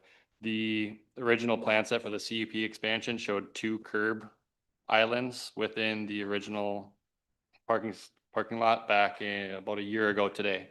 Then we entertained a variance last fall to approve a reduction in that, leaving the one that Brian is referring to in front of there. So real simple question, just yes or no. Can the median and the issue that Brian is talking about, can that still get removed and addressed to solve this complaint to make it more conducive for the city to run their business? Yes or no? Can we fix that and get rid of that? I would say yes. We would want to see a plan that reflects the variance that was approved with the 2.5% or whatever the actual metric was. I'm trying to pull it off the top of my head, but I think it was right around 2.5% landscaping within that parking lot. Was approved by the Planning Commission and Board of Adjustment through that variance. So an alternative plan set could be proposed that would not then violate that approval of the metric, I believe, so. So who's responsible for that, since it's us as the business that wants it changed? Is it the city responsible with WSN's help to figure this out, or what would be the next steps? Because I mean, this is, I think, an important issue to discuss if Brian's bringing it up and saying, hey, you know, what would be the next steps forward to help this, get corrected? I guess I'm looking for anybody. For anybody to propose, I guess, the plan set that I would need to see would just need to depict that 2.5%. Would Brian back and say, hey, I want to see these changes to help operate the business? Since he's the leasee, does it involve Schaefer's? What do we do? Does it involve our engineer? I guess the question I would have for Mr. Schaefer, is it even possible to make a change now? Well, Right. Be a great question. let's ask him. Yeah. Yeah. I'm glad we're finally talking about this. Thanks. Yes, we can still make changes. Concrete's not poured. I can't keep paying more money, getting more drawings done and still not have an answer. So at some point we need to actually talk about the lease, which I've been asking for months. Correct. So it would be nice if we could do something. I don't know how many meetings we can have and not get anywhere. How many times it can be on the agendas and whatever. Yep. I think it sounds like if there's going to be a liquor committee meeting next week, which I thought I heard council members on say, to sit down with Schaefer's, that would be a first step, and then we have the consulting firm on it, but when we have people approach this body, this council body, and bring proposals or ideas, I think we do owe it to whether it's individual, private citizens, or businesses to not always be going in circles and to try to find a resolution in a reasonable amount of time. So unless I'm hearing different, council members on, I thought I heard you say you were trying to pull a liquor committee meeting together for possibly next week, That's correct. include Mr. Schaefer. Correct. I would propose that we have It's the that main meeting. topic. I would propose that we have that meeting on Monday. Well, you guys can figure that out offline, but I just wanted to bring this up because I thought it was important, and any of these details, it sounds like the liquor committee can probably talk through, and I'm sure it'll come back to council for a final motion. I guess I would like to add that we would include Stephen and or if we need assistance from our city engineer to help figure out this issue, that we also do that too, because, you know, we need it to work for everybody, you know, and yeah, at this point, Andy is a little bit of a tennis ball going back and forth, and that's not fair. And so I would say, if we're gonna have this committee, let's address all of this stuff at one time and get it ironed out. So I think it would be good for 100%. staff to pull in the right parties. Does this council give authority to the liquor committee to negotiate the final rate without council approval? So we can get it Well, done it will next have to week? cut, the final lease would have to come back for council approval, but the liquor committee, unless anyone objects, can definitely drive forward with those negotiation discussions. Correct me if I'm wrong, but that was the motion last month, Maggie, wasn't it? To negotiate this with Schaefer's? That was the motion I made last month. Yes. Yes, that was the motion. I can read it if I pull it up here in a second, but the council has to make the final Correct. decision. Yes. But the negotiation process, just kind of like the labor negotiations, same sort of concept. Okay, if I may bring up a point. So if we've just hired Delaney, they've given us indications that it's going to be roughly, give or take, 6 weeks. Are we going to make a decision prior to that 6 weeks as a council? Well, I And if think so, then do we need to consider rescinding that motion for approval for Delaney? I guess Delaney's still on with us. Do they have input into this in their timeline? Well, I don't think that that's a them thing. I think it's an us thing. So we have to determine, one, Andy, if you're at this podium, which I see you are, is 6, I know, hi, Andy. I know it's 6 weeks, but you heard it from the horse's mouth. If they can deliver us a product, it's not going to take us more than an hour to comb through and have an opinion with the liquor committee to bring forth to 6 weeks from now. We'll push it to the May regular council meeting. So that's a question for you. And then 2, if he says no, us council, we need to consider next step from the point I already just made with what we already motioned with Delaney being a higher consultant. You guys understand that? Yeah, let's see what Andy has to say first. Yeah, I mean, is that even in the scope of work that they had for you? Yes. Yes. Yes. Yeah, yes, it is. Yeah. Yes. Yeah. Joe, are you, Yes, it's in the scope of work from what I understand. What do you understand, Maggie? Yes, it is. Both Maggie and Brian are saying yes, that yeah, was in the I'm scope. saying yes. I just read it Saturday Yeah. or Sunday on the couch. There's So, They're also agreeing. Yep. Yeah. Flora's on there. yeah. Okay. Andy?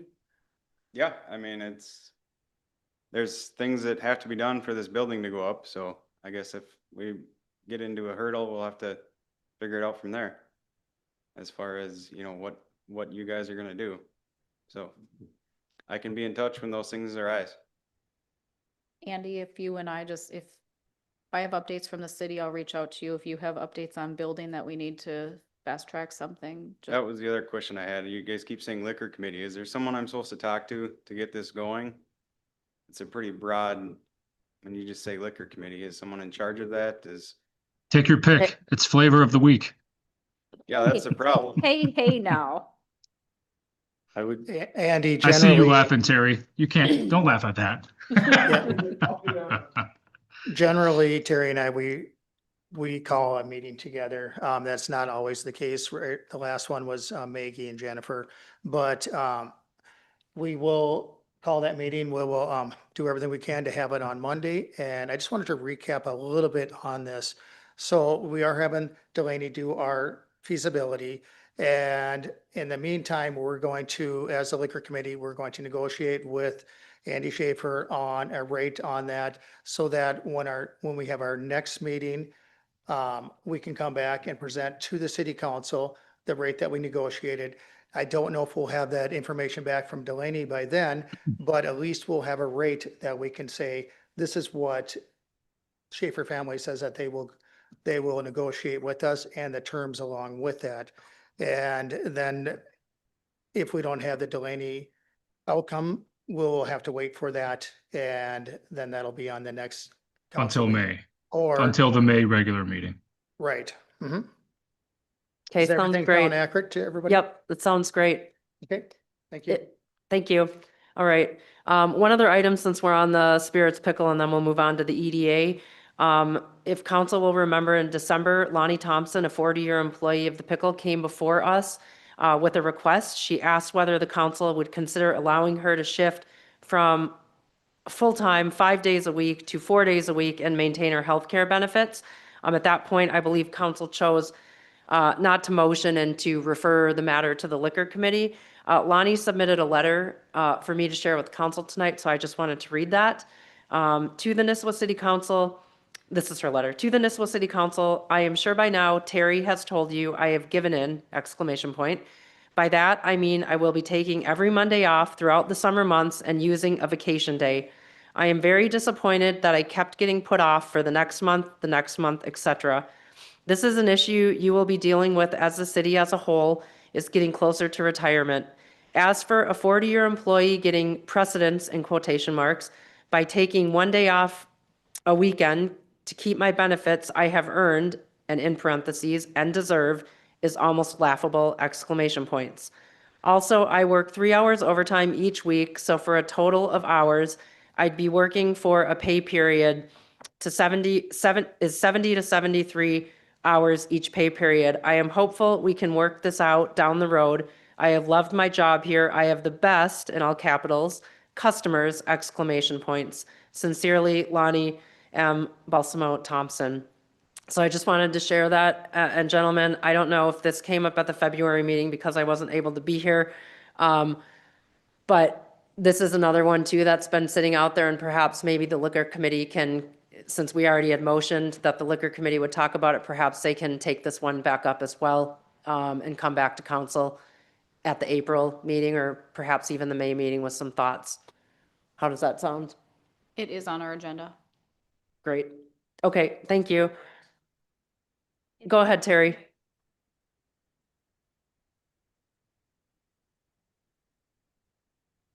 Didn't you already bring this up to the labor attorney? I didn't. I thought this was discussed with them. I think Ms. Wentler reached out to the labor attorney and they emailed back what she shared with the full council, their position on it, which I think was, At this point, our policies do not allow for part-time employees to get full-time benefits, so you must work 40 hours. We are, So you'd have to redo the personnel policy. yes. Correct. to make And an it was amendment I to that reached out to Flat Eating Hood and requested some sort of information. I found a statute that had potentially some provision for, Maggie, correct me on what the proper terminology of it was a kind of like a deferred retirement for a couple years that they could draw from their pension for the reduced hours. But that wasn't applicable to us, if I'm not mistaken, due to I don't think it was really at my quick glance, and it's been a while since I've read it, but she would have to cut her hours a whole lot more than she is, and she would have to start taking her para benefits. And I don't think she's willing to do that, but we wanted to all get together and have a conversation. And the last meeting, we didn't have enough time to Okay. discuss this. So it is on the agenda for the next meeting. Right, And- and I talked to her today. I mean, I'll be transparent with you. She has no problem taking a vacation day, and she's got enough ESST and all that hoo-ha. You know, if she wants to take one day off a week, I mean, she's certainly able to do that. So. Terry, it's gonna- if I may, it's gonna be since a you're pain at in the stand, butt. Huh? I apologize. I thought you were Oh, go done. ahead.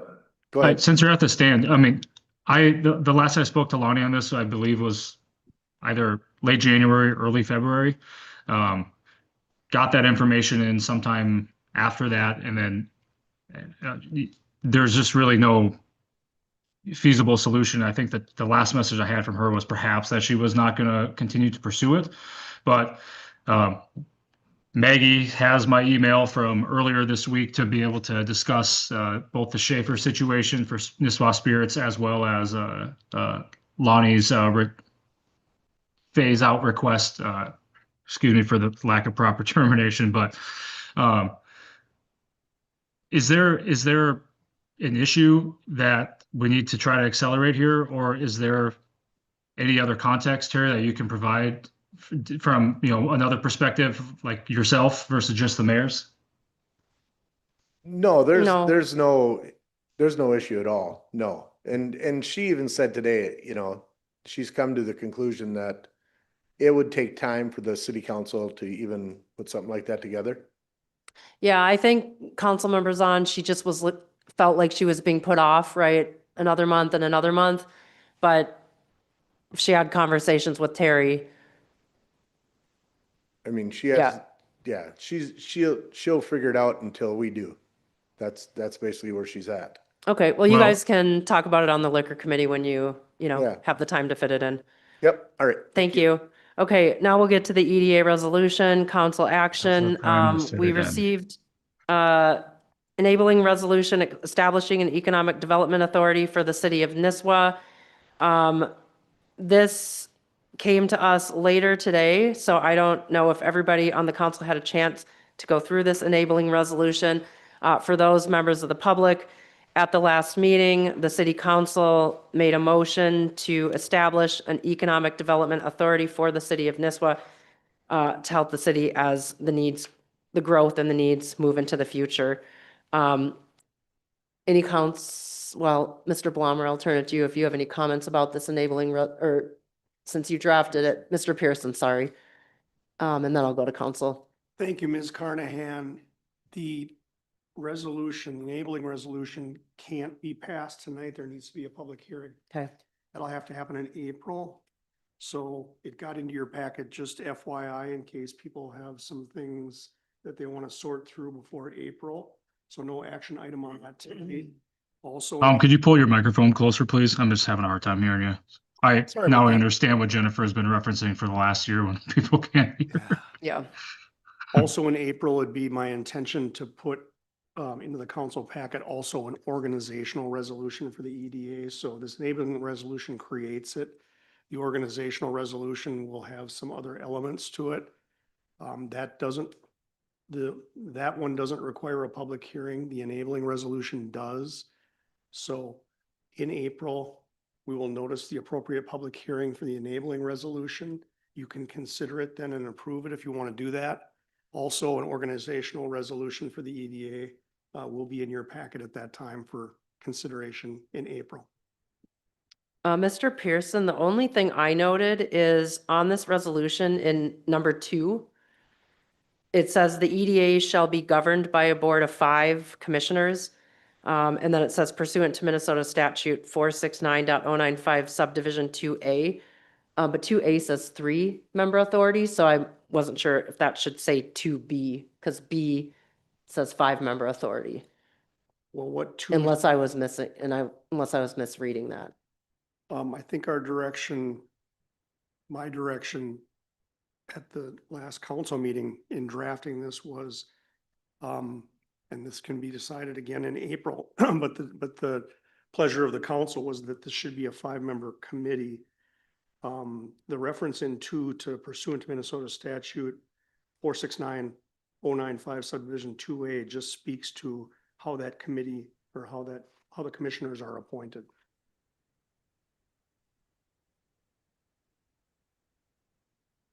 Okay. Because A says 3-member authority and B says 5-member authority. That's where I was just confused. Does perhaps that reference 3 non-council members? Nope, it says 3-member authority. The commissioners the commissioners constituting a 3-member authority, one of whom must be a member of the city council, shall be appointed by the mayor with the approval of the city council. B says 5-member authority, the commissioners constituting a 5-member authority, 2 of whom must be members of the city council, shall be appointed by the mayor with approval of the council. So that's where I was confused, because this is 5-member authority, but then it points to a 3-member authority. And I wasn't at the last meeting, so I just wasn't sure what you guys did, if you did 3 or 5. You're telling me you didn't watch it? I haven't had time. I'm getting 2 hours of sleep a night as it is. It was 5. Okay. It was 5, and did we discuss putting 1 or 2 council members on there? 2. I don't recall. But The state I statute remember it was requires, if 5. it's 5, the state statute requires 2. Okay, yeah. Yeah. Okay, that's okay, what it that was. was just all. That was my only note for that. Any other comments from council? Otherwise, it sounds like we have to go to April for the public anyway. No. Okay, all right. Hmm. Then next, oh, go ahead, Mr. Dewey. As you folks know, I don't know why, but I like to look through the packets. I'll spend 2 hours, 3 hours sometimes. If we can get the resolutions and things in a more timely manner where I can have time to review them, I would really like that. Just thank you. Thank you. It was in the packet today when I got it. So FYI, it is updated on the website. Yeah, I saw that, Maggie. Thank you. You did a great job.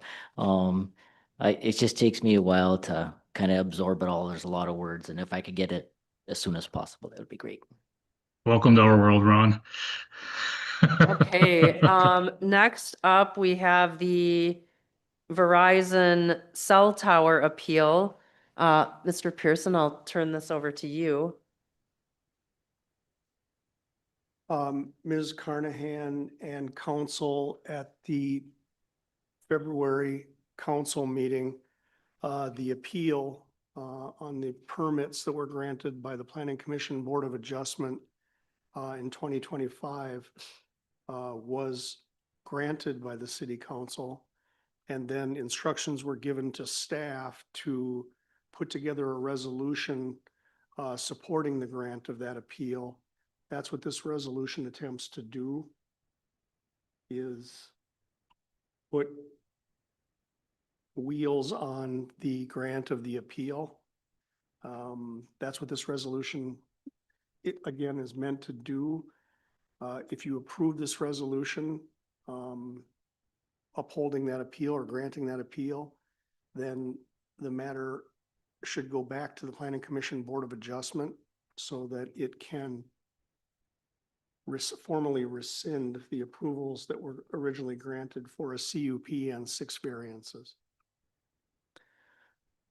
Okay, council, do we have any questions for Mr. Pearson about the resolution granting the appeal regarding the Planning Commission Board of Adjustment approval of the communication tower permits? I'll start again with you, council members on, since you're on via Zoom.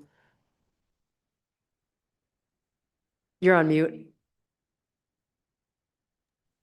I do not have any at this moment. Councilmember London, Councilmember Hall. I just have a couple questions, with kind of, I'll say the 1 through 4 that was brought up. Can you speak to, are we saying those were outside of the ability of the Planning Commission, or something procedurally with it? But I guess, can you answer why specifically those ones were picked? maybe? Or kind of those 4 items? So I just have a better understanding of kind of the process or, Because the motion in February, sorry, was to grant the appeal. correct? And then I advised the council at that time that you should have findings of fact to support that grant of that appeal. But the city council didn't give staff any directions as to why it was granting the appeal. Only that it was granting the appeal. So staff was left to try to cobble together some findings of fact that we believed that the city council was using to support the grant of that appeal. Okay, yeah, so that's kind of my question. So does it kind of come back to us, if I'm understanding the process, and this is more of a question, when the appeal was granted, us as the council member at that time, it would have been maybe a cleaner, more thorough process if we said X, Y, and Z at that time, but that didn't happen. Is that a fair assessment? Yeah, I don't know if I would say the more correct, but when I mentioned that we needed findings of fact, it was simply a motion that got passed to grant the appeal without more. So I don't know about correct or any of that. All I know is that when I advised the council that findings of fact were necessary, Stephen and I were left to try to figure out how to put some findings of fact together that you would accept to support your decision to grant the appeal. Okay.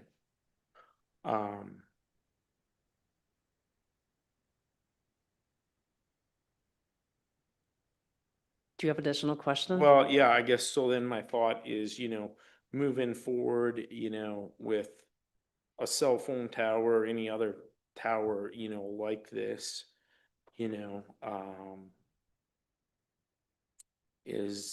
this more of like a policy change? I'm still wondering, does the Board of Planning and Zoning, do they have the ability to rule on these individual items? Or is it outside of their scope, meaning was it within their ability to rule on something like this? Or were they out of bounds in their ruling? No, they had findings of fact, in my opinion, that supported the grant, the approval grants that they made on the CUP and on all the variances. A criticism by the appellant, for instance, was that the Planning Commission and Board of Adjustment, when it granted the variances, adopted one set of findings of fact that they used to decide each variance. So you see that reflected here in this resolution, that the city council is telling the Planning Commission Board of Adjustment that they should have ideally made separate findings of fact, even if they were the same findings of fact, but made them independently on each variance grant. Okay. In the text of, in the minutes of when that meeting occurred and when that approval got done, they were careful to say that the following findings of fact apply to all 6 variances. I suppose they could be criticized in retrospect for not having just said, okay, variance number 1, here's our findings of fact. Variance number 2, here's our findings of fact. Even if they were the same ones as variance number 1, there and so on all the way through 6 variances. So that was a criticism that was leveled on the process by the appellants. And again, without any other direction from the council as to how to populate this resolution, staff is left to understand that the city council must have taken that into consideration when it made the motion and passed it to grant the appeal. Additionally to that, the sense that staff had was that one of the main objections to the variance grants was the height of that cell tower that required a variance at over 150 feet. So that's why you see this resolution populated that way. Right. Okay, so Okay. then I guess follow-up question for everybody. And maybe Maggie, this is a subject that's been talked about in this town for nearly a decade. Correct or fair to say? Correct. You know, so this has gone on a long time, definitely not a new issue. I also understand that nobody wants a tower in their backyard. However, with, the additional people, the need for cell phone coverage, you know, I view it as like power, sewer, you know, communication. We can kick it back. I mean, I myself have sat in meetings where they've checked different locations, different heights. We've seen all the data. We've seen all the spreadsheets. We've seen all the work that they've done year after year and time after time that they've presented. I just, you know, want to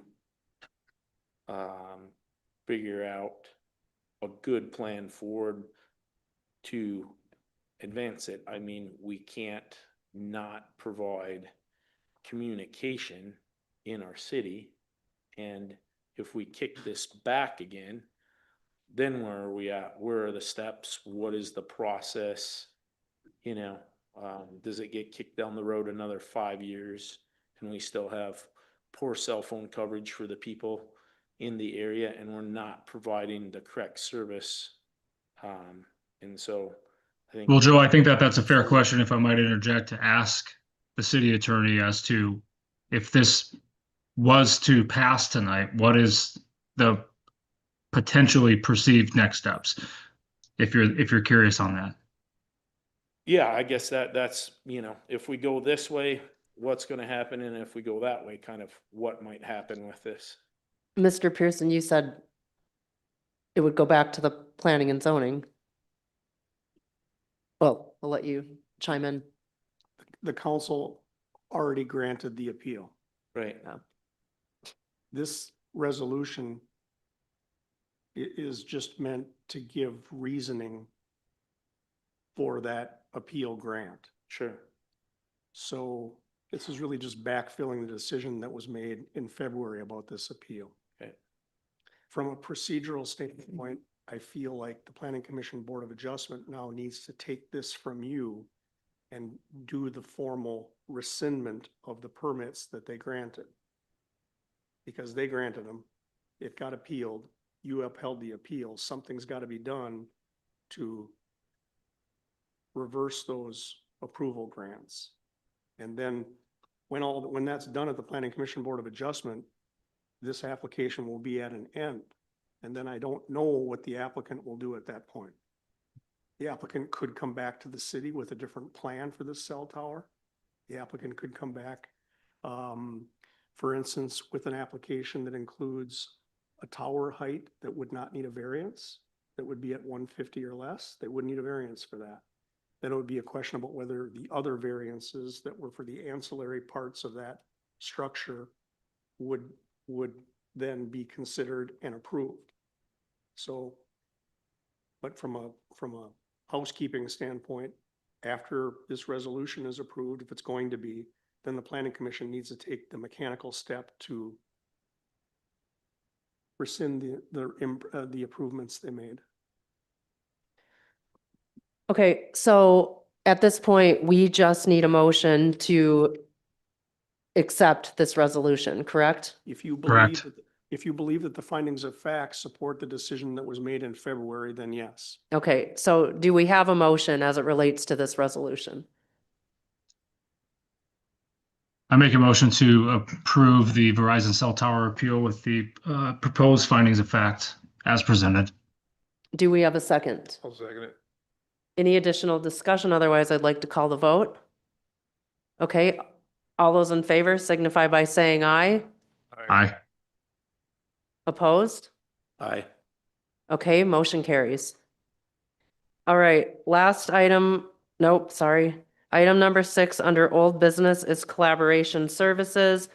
This was on our last meeting, council motion to move forward with the League of Minnesota Cities Insurance Trust to do collaboration services. They came back that they are not able to work with the city at this time on these services. They provided a list of other vendors that may be able to assist the city. Maggie, do you have any additional updates to that? I guess I wanted to get council feedback because what the league had initially presented with their work was going to be free of charge as part of our membership. All of these other people is going to be a cost. So if the council is, I will say, going to fully engage and want something to work along with staff, I can certainly reach out to some of these folks to get a quote on what it would cost to do some collaboration services with council and staff. But if not everybody's on board, I don't know that it's. If I may, Go ahead, Councilmember Zahn. I am not in favor of spending taxpayer dollars for this. There's 5 of us on this council. What I am willing to propose, and I was going to wait until the council report towards the end of the meeting, was for us in the April regular meeting to move into a closed session to be able to have a collaboration session amongst us 5 to be able to openly talk behind closed doors. That is the motion I would like to make. I know it's Okay, not on the specific item, but that's my Yep, response. are you making the motion right Yeah, now? I am making a motion for that, and Okay, then do it's we, versus spending taxpayer dollars. do we have a second? Okay, Councilmember London seconds. Additional discussion, I would like to say I do agree with Councilmember Zahn. I'm not comfortable using taxpayer dollars to work out issues within this council. I also do believe issues are meant to be worked out at the ballot box that are political, and there is an election in November. So when I call the question, I will be voting in favor of Councilmember Zahn's proposal. Councilmember Hall? I agree. Okay, and then I will call the question. All those in favor signify by saying aye. Aye. Aye. All those opposed? Okay, motion carries. All right, now we're to the last item under old business, which is the 2027 Community Funding Federal Grant Consideration. Mr. Blaumer.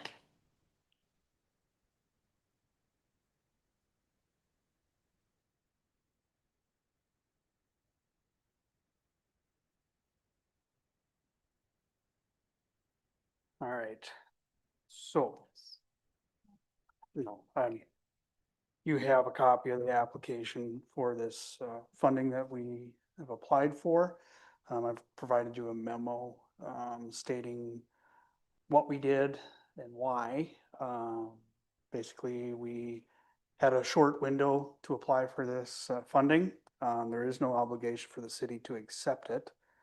So myself and the city engineer worked through projects trying to figure out what project made sense to apply for here. We looked at the possibility of the water system for the property that the city owns. We went back to engineering that was done for that project in the past, and adjusted figures inside of that for inflation. And we applied for a grant for 14.4 million. This would establish a 300 gallon per minute water system along 371 in the commercial and densely populated residential areas in the location. In this application, we suggested this project could be scaled back to fit available funding. This drew the attention of the project selection committee for Mr. Stauber's office, and they called to seek more information on our project. They said they would likely not support a $14.4 million project, but could support something in the $1 to $5 million range. With that background, we scaled back our project to one that will supply the city's property at the County 77 Highway 371 intersection alone, but it could be expanded to serve other areas with later phases. This project would be a 150 gallon per minute project at approximately $4 to $5 million. No matter what project we applied for, they would require a 20% match from the city. We submitted the application on March 11th. What I was told is that there were at that time over 100 applications and only 20 would get funded. Copy of the application has been provided to the council. Any questions? Okay, council members, are there any questions for Mr. Blommer? Councilmember London, I'll start with you. No questions? Councilmember Hall? No, the only thing I would add to this, I believe, Bob had asked maybe a question about this, or to anybody listening or watching out there, I've brought this up before, but it was probably a year and a half roughly ago at the Public Works Committee that WSN put on a nice presentation of a potential water system in the city and kind of laid out a little bit of a roadmap, high level, this is what it would look like. So I would just encourage anybody out there that has specific questions to this to actually come in, engage Tom, engage the staff, try and refrain from just making up something and putting it out there on the internet. Because if you want to know the information, come in and ask. It's there, it's available, and that's what I encourage people to do. Council members on? I don't have anything to add. Okay. The only thing that I would add, and Councilmember Hall, to your point, if people have questions, if stuff came up, they should reach out to staff and ask. But I think that's one of the challenges that we've seen in this city, and this came up with the Verizon cell phone tower. You guys have talked about that this has been, on the city's agenda, going through different phases and variations with the city over the years. But the folks, particularly that live in the neighborhood, right, behind where the tower would be, they didn't feel that they found out about it until the last minute. I mean, people are busy. They don't necessarily always have time to watch every committee meeting, attend every council meeting. So yes, I realize some of the responsibility is on folks in our community to educate themselves, but I think it's also on us as a city to be as transparent, open, and overly communicative as possible. I can tell you when this packet came out, I got a lot of phone calls, texts, people stopping by my stores, and there was a lot of concern from people in our community. I do want to say a thank you to Councilmember Zahn, because he actually called me last week to give me a heads up as to where things were. Otherwise, I would have had zero visibility into this as well, because I didn't even know this was going on. I knew that council had approved and that we had received an email from Congressman Stauber's office that there was a window open for federal funding, for different municipalities and whatnot in its district. So I knew that council had motion, like, yes, we should look at submitting something, but I myself as well didn't know what that was either until Councilmember Zahn called and filled me in. And he and I had a conversation, and the first thing I said to him was, I think since you're the Public Works liaison and you're talking to Mr. Blommer, the first thing that has to happen is an email needs to go out to the full council, because we all should know the same information at the same time, especially on something as significant as potentially putting in a water system, whether it's for the whole city, part of the city, or on the property that the city purchased. So there was a lot of concern, there was a lot of talk, and people, to my understanding, actually reaching out to Congressman Stauber's office, residents within Nisswa, that I had heard word that happened. As some of you may or may not know, my late husband, who passed away from cancer 4 years ago, was a United States congressman in southern Minnesota. So I have a little bit of knowledge of how things work with different projects, just by being his widow or his wife at the time. And I know a lot of the people in DC as well that represent us in Minnesota and their staff. So I actually just reached out to the Congressman Stauber's chief of staff and just asked, hey, I heard we put this in. And their office did get back and said, it was submitted past our deadline, and even after review, we found that it won't meet the committee's criteria. So it sounds like, I'm sure they'll get an official answer back, but it sounds like it won't be moving forward at this point in time. But I would just, again, make a note to all of us, staff, fellow council members, sharing is caring. Like, just put everything out there, right? We don't always have to agree on everything, and that's okay. Everybody cares about the city, but let's make sure we're not cutting the public out of the process and making sure that everyone that's elected to this body knows what's going on, because we do get questions, and it doesn't make any of us look good if one of us can't answer anything and says, I have no idea this was going on. So again, a very thank you to Councilmember Zahn for filling me in. I don't know if there's a motion that needs to be made. Just to follow up on that, to be fair, at that meeting, we had, as a council, not had any one item in mind, but because it was a quick turnaround, the discussion, people can go back and watch the meeting. The discussion was to direct the staff, Tom specifically, city engineer, find a project that would fit this criteria because it was limited criteria. So just like yourself, Jennifer, I didn't know about it. Actually, I found out about it after you did even. But I don't want to be negative in any connotation towards the staff. They did exactly what we asked them to do in a correct way. And as far as about finding out, once again, you know, there's a policy, a procedure put in place on the correct way to do that. If it comes through the city administrator back to us, and to do that, again,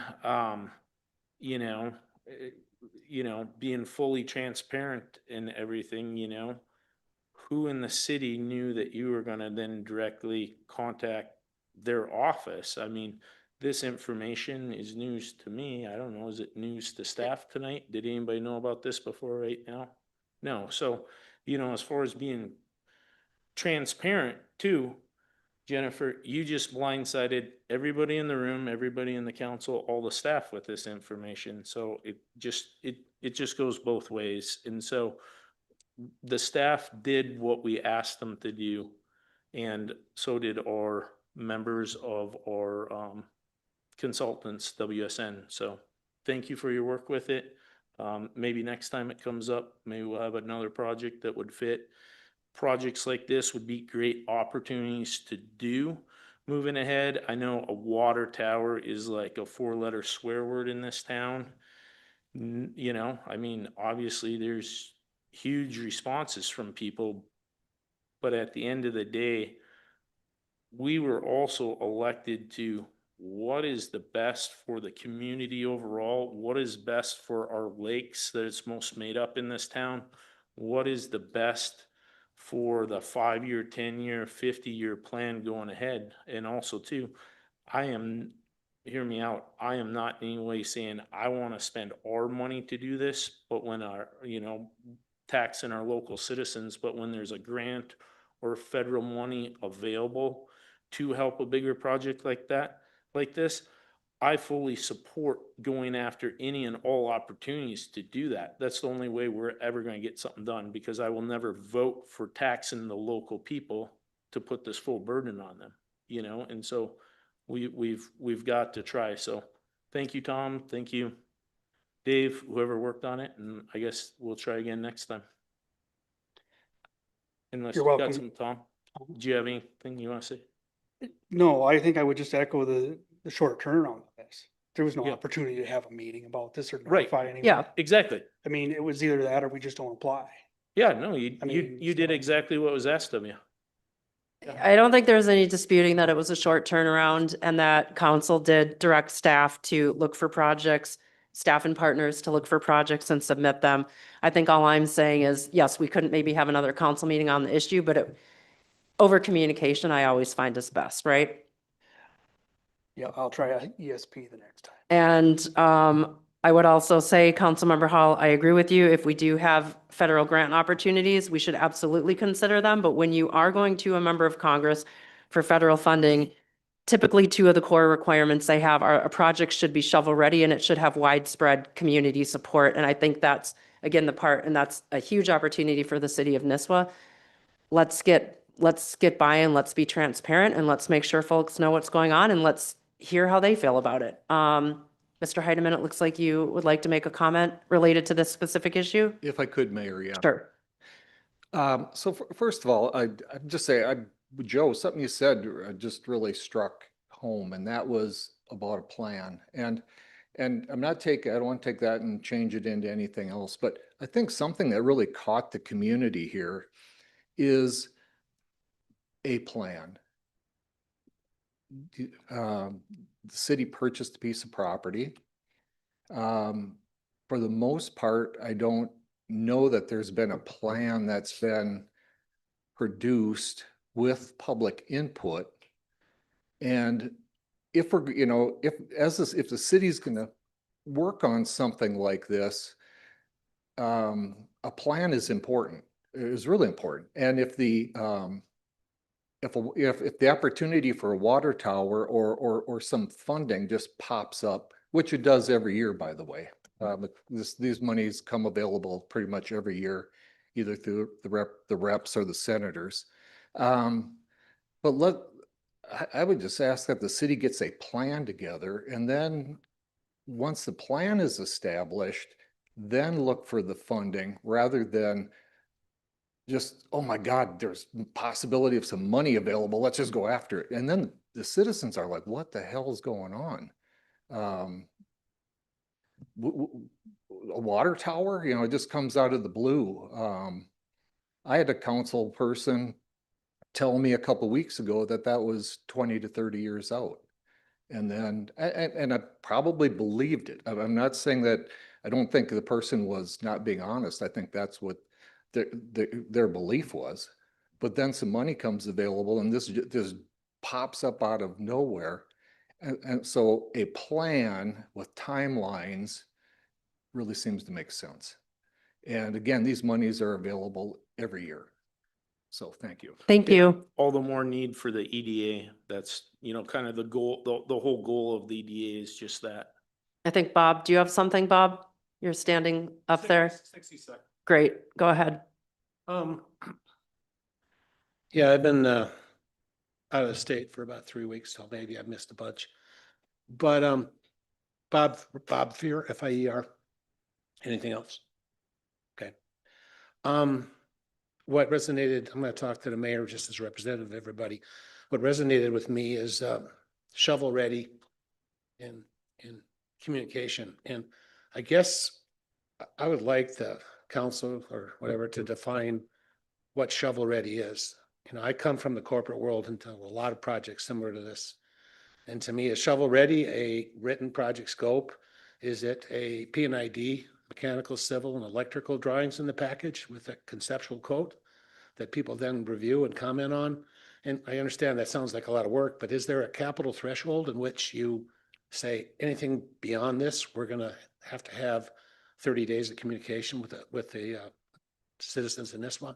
So I'm guessing if I boiled it down I'd ask the council what is a shovel, if you're going to go for grant funding, what is a trigger point for shovel ready projects in which the community needs to be involved in?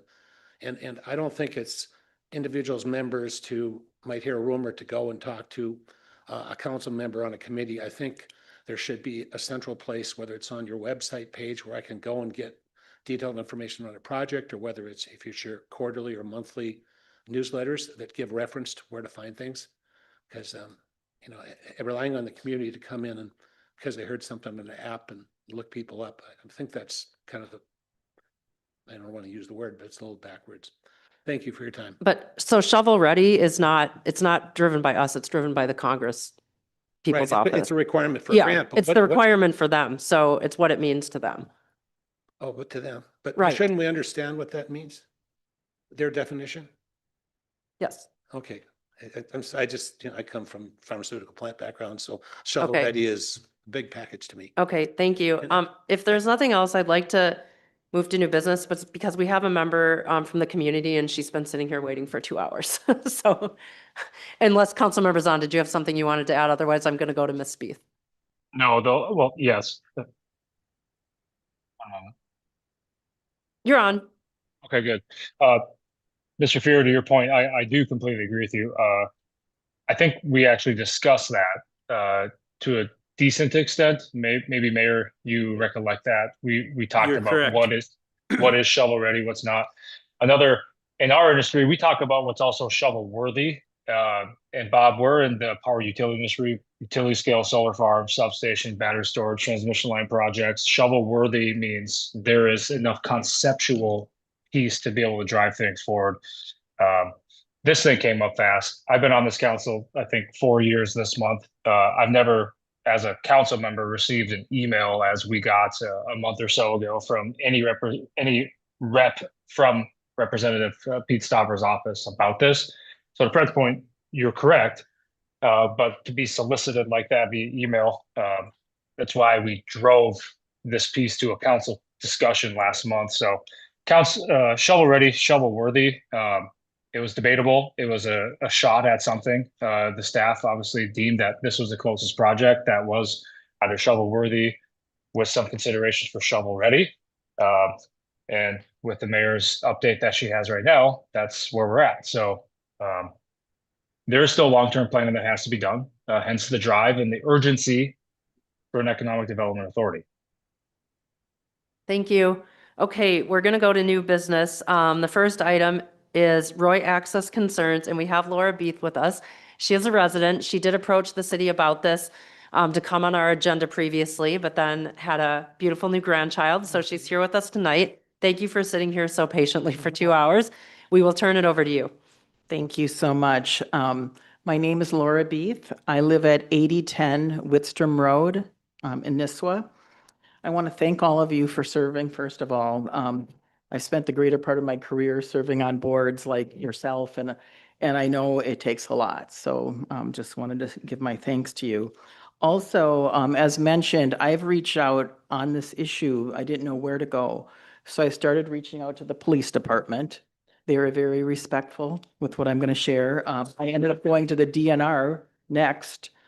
Then I ended up talking to administration, going to the city planner, and ended up talking to the mayor as well because of my concerns.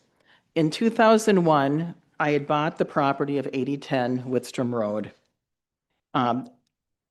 This is my solo residence. I've been here for many, many years. Since 2001, if you know our block, it's a dead end, one-lane road on a peninsula. I originally thought the property across the street on this one-lane road was mine. Since 2001, I've been taking care of this property. It's 100 feet, cutting the grass, planting trees, planting wildflowers. I've had a lawn service now for many years that come in weekly to take care of the strip of land. They cut it, they fertilize it, they spray for weeds. Not once in 25 years has anyone stopped me to say that's not my land. And there's not anyone else that's paying for the service that's taking place on that land. However, this year, I witnessed what I would believe is inappropriate use of the land as access to the lake by trucks with trailers, cars, all kinds of vehicles, snowmobiles, and equipment. I heard now after this research, even talking to the county and the property area, that ownership is in question. So my concerns, I've got several pages in your document, pages 125 to 145. First of all, again, I live on a peninsula. It's a dead-end street, very quiet. Each lot is about 100 feet. There's safety issues. Vehicles are going up and down this road, and they've carved out a 12-foot access onto the lake. There's very little land there. They go on this road. They've been going on it day and night. Again, there's no place for cars to park in a street. People walk during the day. They bring their kids with strollers and their dogs. and they walk to the end and turn around. I have photos and timestamps documenting just minutes between cars coming off the lake and barely hitting people. Traffic, like I said, there's only room for one vehicle. If there's an emergency, no one can get by. It's a small road. If the mailman, a garbage truck, a delivery truck comes by, again, there's no access for another car. Again, I have photos with timestamps of the mailman coming, the garbage man coming, and all of a sudden, right a couple of minutes later, a truck comes out from the road from the lake, which could have been an accident. Our neighborhood is a nice neighborhood. Individuals went in and cut down 12 feet of trees and brush and brought a plow through to make a road. It looks terrible. And the access is directly in front of my house. So lights shine into my kitchen, into my bedroom. And again, these are small lots. I'm concerned about the environment. It's on the water's edge and someone's coming down to cut the trees and the bushes. And deer and wildlife are walking through there all the time. There's not enough room, and there's never meant to be a road to take a left or right turn. Recently, my mailbox was knocked over from a vehicle coming off the lake. I wonder if laws are being broken. The speed of the vehicles at times are fast. My cameras can't even take a picture of them. They're that fast. The hours people have come off the lake after 1 p.m. at night, waking me up. And it's noisy. People can be intoxicated in their cars coming off the lake trying to take a turn. To me, it's like disorderly conduct, disturbances. The other night, it was actually scary. I was out of town. I came home. It was 10 p.m. at night. Someone walked off the lake right behind me when I went to get my mail and had a flashlight on their head.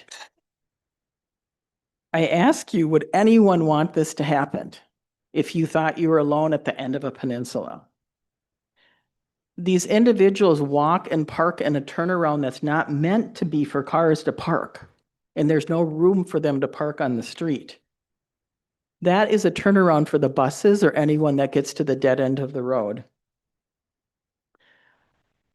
I've wondered if there's this adverse possession. Like I said, I've been taking care of it for 25 years. And no one's ever stopped to say, can I pay that bill, that weekly bill you pay? As a leader and I work full-time, I'm a healthcare executive, I travel. So I missed when someone had made this, cut down the trees and plowed the road. My neighbor who was always there was gone as well.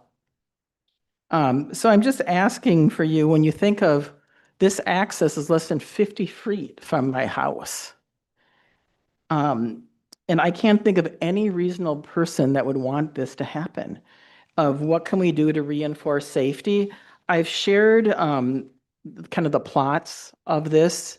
It's a very small piece. And like I said, it's 12 feet and they've plowed it through. I know the ice houses are off now, but I just wanted some resolution of what are steps. I could give you a lot more pictures of what's going on with trucks and trailers and other vehicles going on and off. But if you look at some of those pictures and just see the size of the road and a normal vehicle, that's all that fits. And there is no way to make a sharp turn and not accidentally end up in my yard, knock down the mailbox, or if they're slipping off the ice and going fast, they could end up in my yard or hitting my house. So I just felt like after talking to everyone, they're so respectful. Like I said, I talked to the city planner, the police, the DNR, others. I'm at a loss of what to do with this. My neighbors and I want to see an end to this for safety. And we'd like to go back and replant. Just again, I'm coming here because I don't think any one of us in this room would find this to be reasonable or safe. And I don't know how to stop it. And I'm certainly at night, If you're out at 10 o'clock at night checking something and someone walks behind you, right behind you, and thinks it's funny, it's not funny. It's scary. And all of us that are there feel like it's unsafe right now. So I'm coming to this council just, again, thanking you for being heard, but also, wanting to make sure that no one gets hit by a car, no one is running into someone's house, or that we're not encouraging this disrespectful behavior, because this is a quiet little neighborhood with a peninsula, not an intended access to the lake. I don't know if you want me to go through pictures, or what would you like me to do? What's the procedure? Let me see if, Mr. Timlin, do you have anything you want to add? Because I know you're aware of this issue and have probably spent some time on it as well. And my neighbor also wrote a letter that's in your Yep. packet. He's everyone's concerned with this. Thank you. And you've been so nice when you heard me out on this too. If I may, Madam Mayor, before Stephen starts, Ms. Beef are your neighbors the P-tags? They're on one side, that isn't where the entrance is. The entrance is right in front of my house and at the Wacholtz house, and the letters Okay. from the Wacholtz. Got it. I know your situation pretty well. I have some longtime friends that have lived down in that neighborhood. Oh, And I agree with you. It has turned into an access over the years. Fishermen in this area, if there's a will, there's a way. It's hard to Yeah. dam them for it, but when it gets pushed too far, it's no different than snowmobilers on private property that are giving a property right access for a season to grooming committees or trail committees. When it gets abused, it's taken away, and sometimes it never comes back. So well, I it understand your has sentiment. changed. My neighbors will say that people have come up in snowmobiles right in their yard. Yeah. And is that how we treat our neighbors? Is that what we want? I mean, it's just gotten out of hand. Right. And if they're cutting down trees, who gives them the right to do that? I mean, I don't know who these people are. Right. But Sorry to thank you interrupt, for Stephen. acknowledging that you're concerned too. Go ahead, Stephen. Thank you, everyone. Laura did reach out to me, asking me to make a site visit, try to determine, what's going on out there, whether or not it violated any provisions in our land use ordinance. While I was on site, I was actually the one blessed to be able to take the picture of the deer out there. So that was kind of unique and wonderful at the same time. To me, from planning and zoning, it really comes down to, is this a violation, and is it occurring on private property, or is it occurring in right of way? Maggie Young at the Land Services office teed it up very well in her email, I think. That this was a element that was on the plat map. There is not a dedication in that plat map for specific phrasing, such as we hereby donate and dedicate the streets and roads as shown on the plat to for public use forever. To me, if that dedication isn't there, the question of ownership comes forward. If it's a private property, how does that tie in with our land use regulation, and who would be the recipient of enforcement action if a violation does exist? So that is where this matter to me gets very complicated, because I wouldn't have any person to write a letter to, for example. As it relates to feedback that we received jointly through the DNR, it doesn't appear that there's any public waters impact. So the element similarly to our conundrum would be, who would be the recipient of an enforcement action? From planning and zoning, environmentally, to me, the concern comes down to intensification of use. What you might see as snowmobiles one year turns into four-wheelers and side-by-sides, and now trucks with trailers. This matter appears to be more transient in the winter months, and frankly, I'm at a loss for how to advise this council on what next steps they could even take on it. If we don't know who the owner is, can somebody demonstrate what that is? Who? So, happy to field any questions, but I'm at a loss from land use and development chapter of our ordinance for this. I've questioned if the police should be there to be checking if there's any drivers under the influence, because we've got people coming, like I said, 1 a.m, 2 a.m, and they've been out there for hours and hours. I have a camera I've got going. Well, let's let our chief is here if he wants to maybe, since you've worked with the police department, maybe if Chief Szymanski has anything to add here, and then I believe some council members will want to chime in. As far as possible impaired driving, we can't stand there and just check people without a reason. We can certainly do extra patrol in the area for that, or parking issues along the road, and keep it out for other traffic issues as they would arise. As far as anything as the land and the access on our end, until an owner can be determined, it's kind of the old saying, there's no victim, there's no crime. So if we can't determine an owner or a victim in any of that, we can't do anything as far as like trespass or anything like that. But we can certainly spend some extra time in the area down there if you have some certain times where you think it's more prevalent in the evening like that, or the early morning hours, I guess. Can they park in that turnaround? I thought no one's supposed to park there. And then I would also wonder, if I've been taking care of it for 25 years, is it mine? So can I Yeah, just let's- ask a couple questions of clarity? Go ahead, Councilmember Hall. Nobody can find ownership to it. That's the real issue. Nobody can find ownership. And then second question, has anybody done any survey work to just see if it's like a lot line adjustment, something's just off on a survey? Have you contacted a surveyor? So to come out in and take a the look at that? documents, I put every information I could on every plot. We thought when it was sold us, it was ours, and our neighbor thought it was theirs. And this is all new when we tried to call to find out what to do. That it's kind of like this little strip, seemed like, as they had, it said 60-some years ago when they subdivided it. Correct. It was meant to be kind of like a private road and ours, and then something happened here, and it's like there's just this teeny little area. So has any No one- surveyor looked at it recently? Have you guys contacted a surveyor to help you or look at it, or look at the pins and ask them?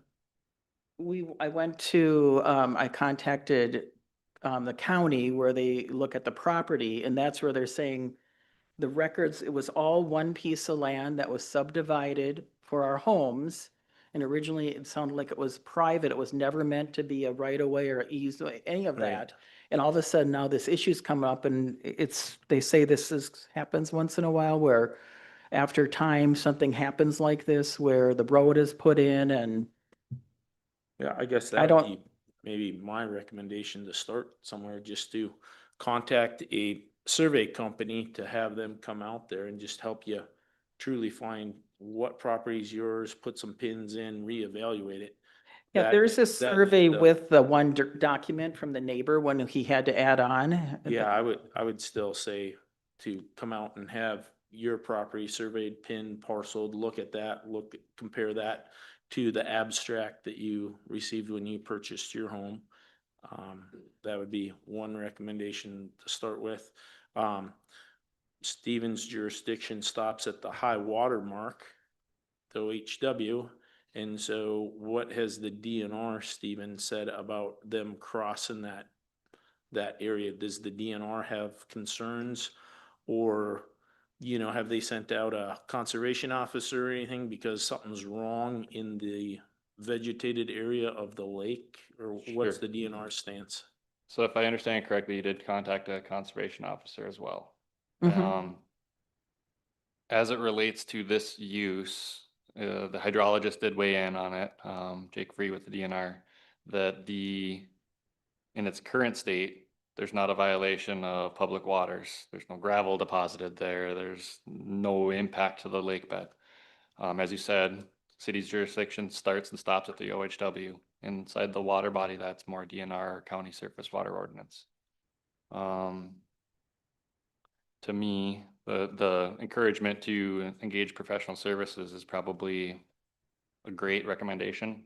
I envision prior to getting a surveyor, you might want to talk to a title examiner. Meg Young in her email did talk about that too, that we as civic servants are not well enough versed in title standards to know other common practices or state statutes. So that might pull in a leg of a real estate attorney telling you from advice from an examiner of title what exactly that is, what that means, and what your next options would be as a neighboring property owner to it. But identifying what it is before you start tackling a problem is probably a good first step.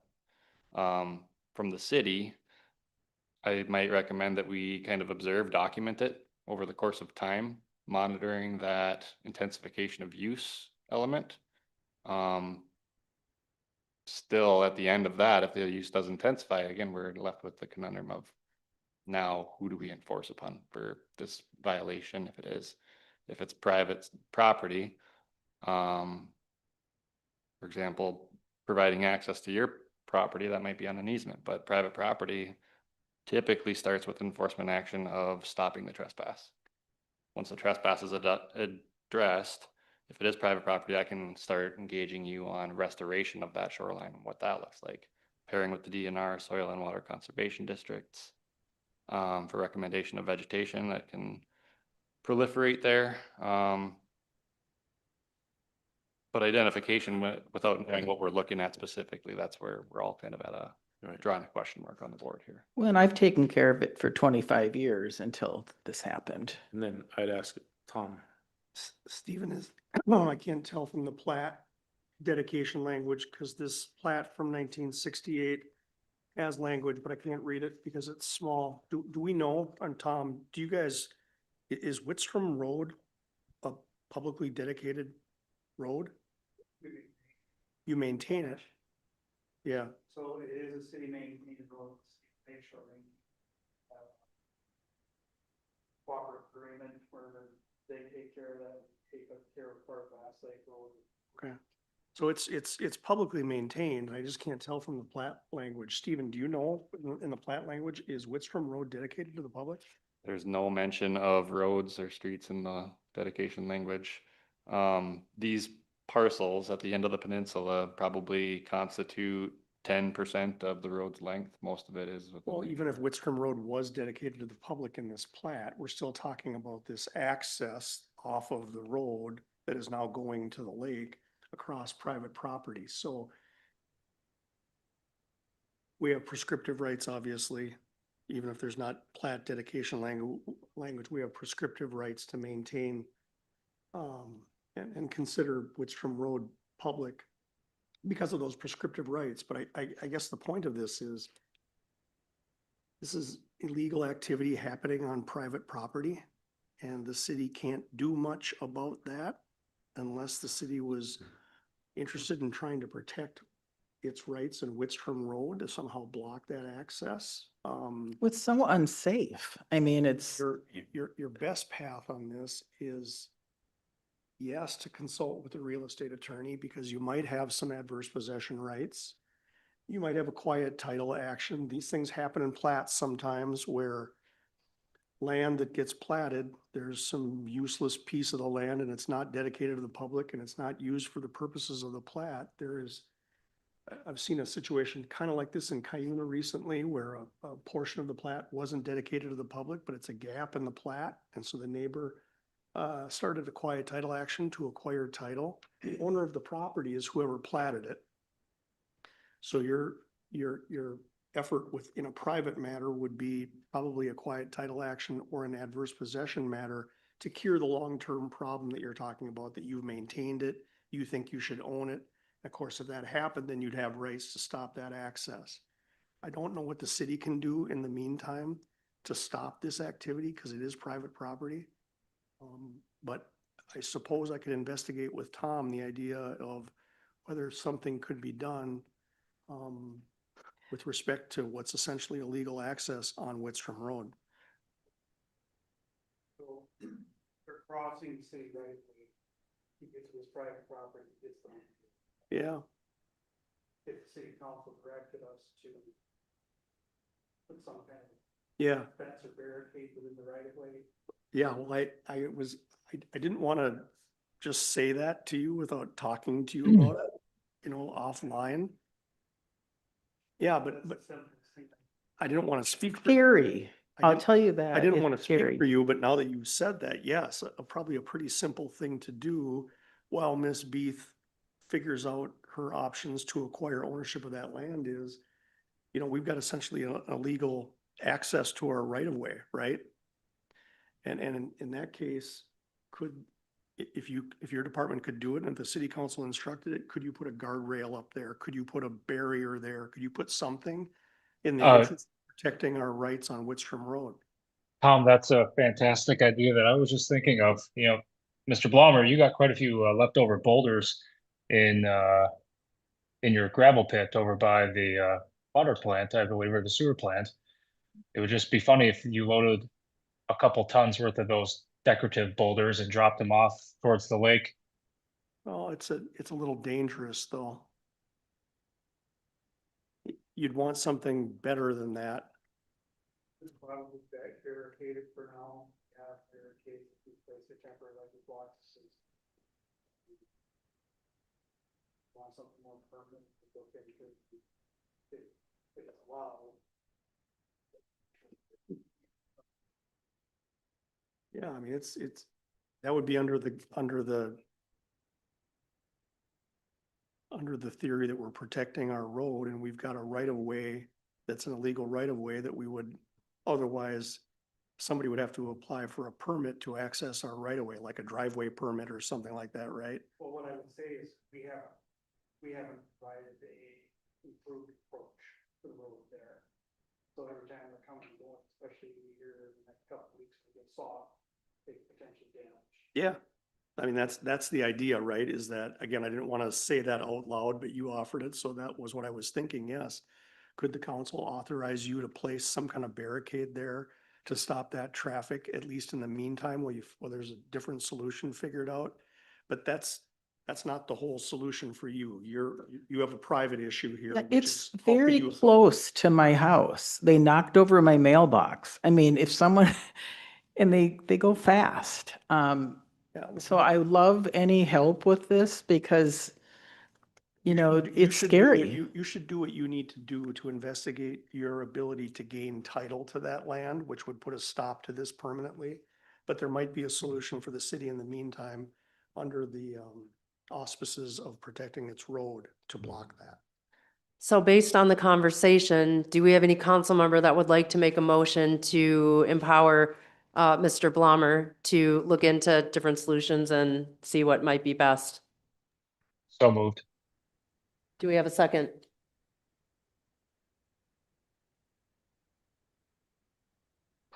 I guess I'll second it, but I have Okay. a couple follow-up questions. Yep, so we have a motion and a second, so we'll go for any additional discussion before we call the vote. Councilmember Hall? Is the heavy use time coming to end? Obviously, the fish houses are off and stuff. Has it dropped Yeah. significantly right now? Whoever started this year cut down 12 feet, if you look at one of those Yep, pictures. yeah, I saw that. And so that's all was planted before. I used to have like wildflowers and everything in there. So Are it they seems like they're using getting this in the bolder all the springtime? time. Like, I guess that's my question. Are they using this in the spring to access it with a canoe, a boat, something else, or is this just kind of a winter time issue? Right now, I see more winter activity, but they cut down this huge area. I don't know who these people are. They could be coming back for the spring.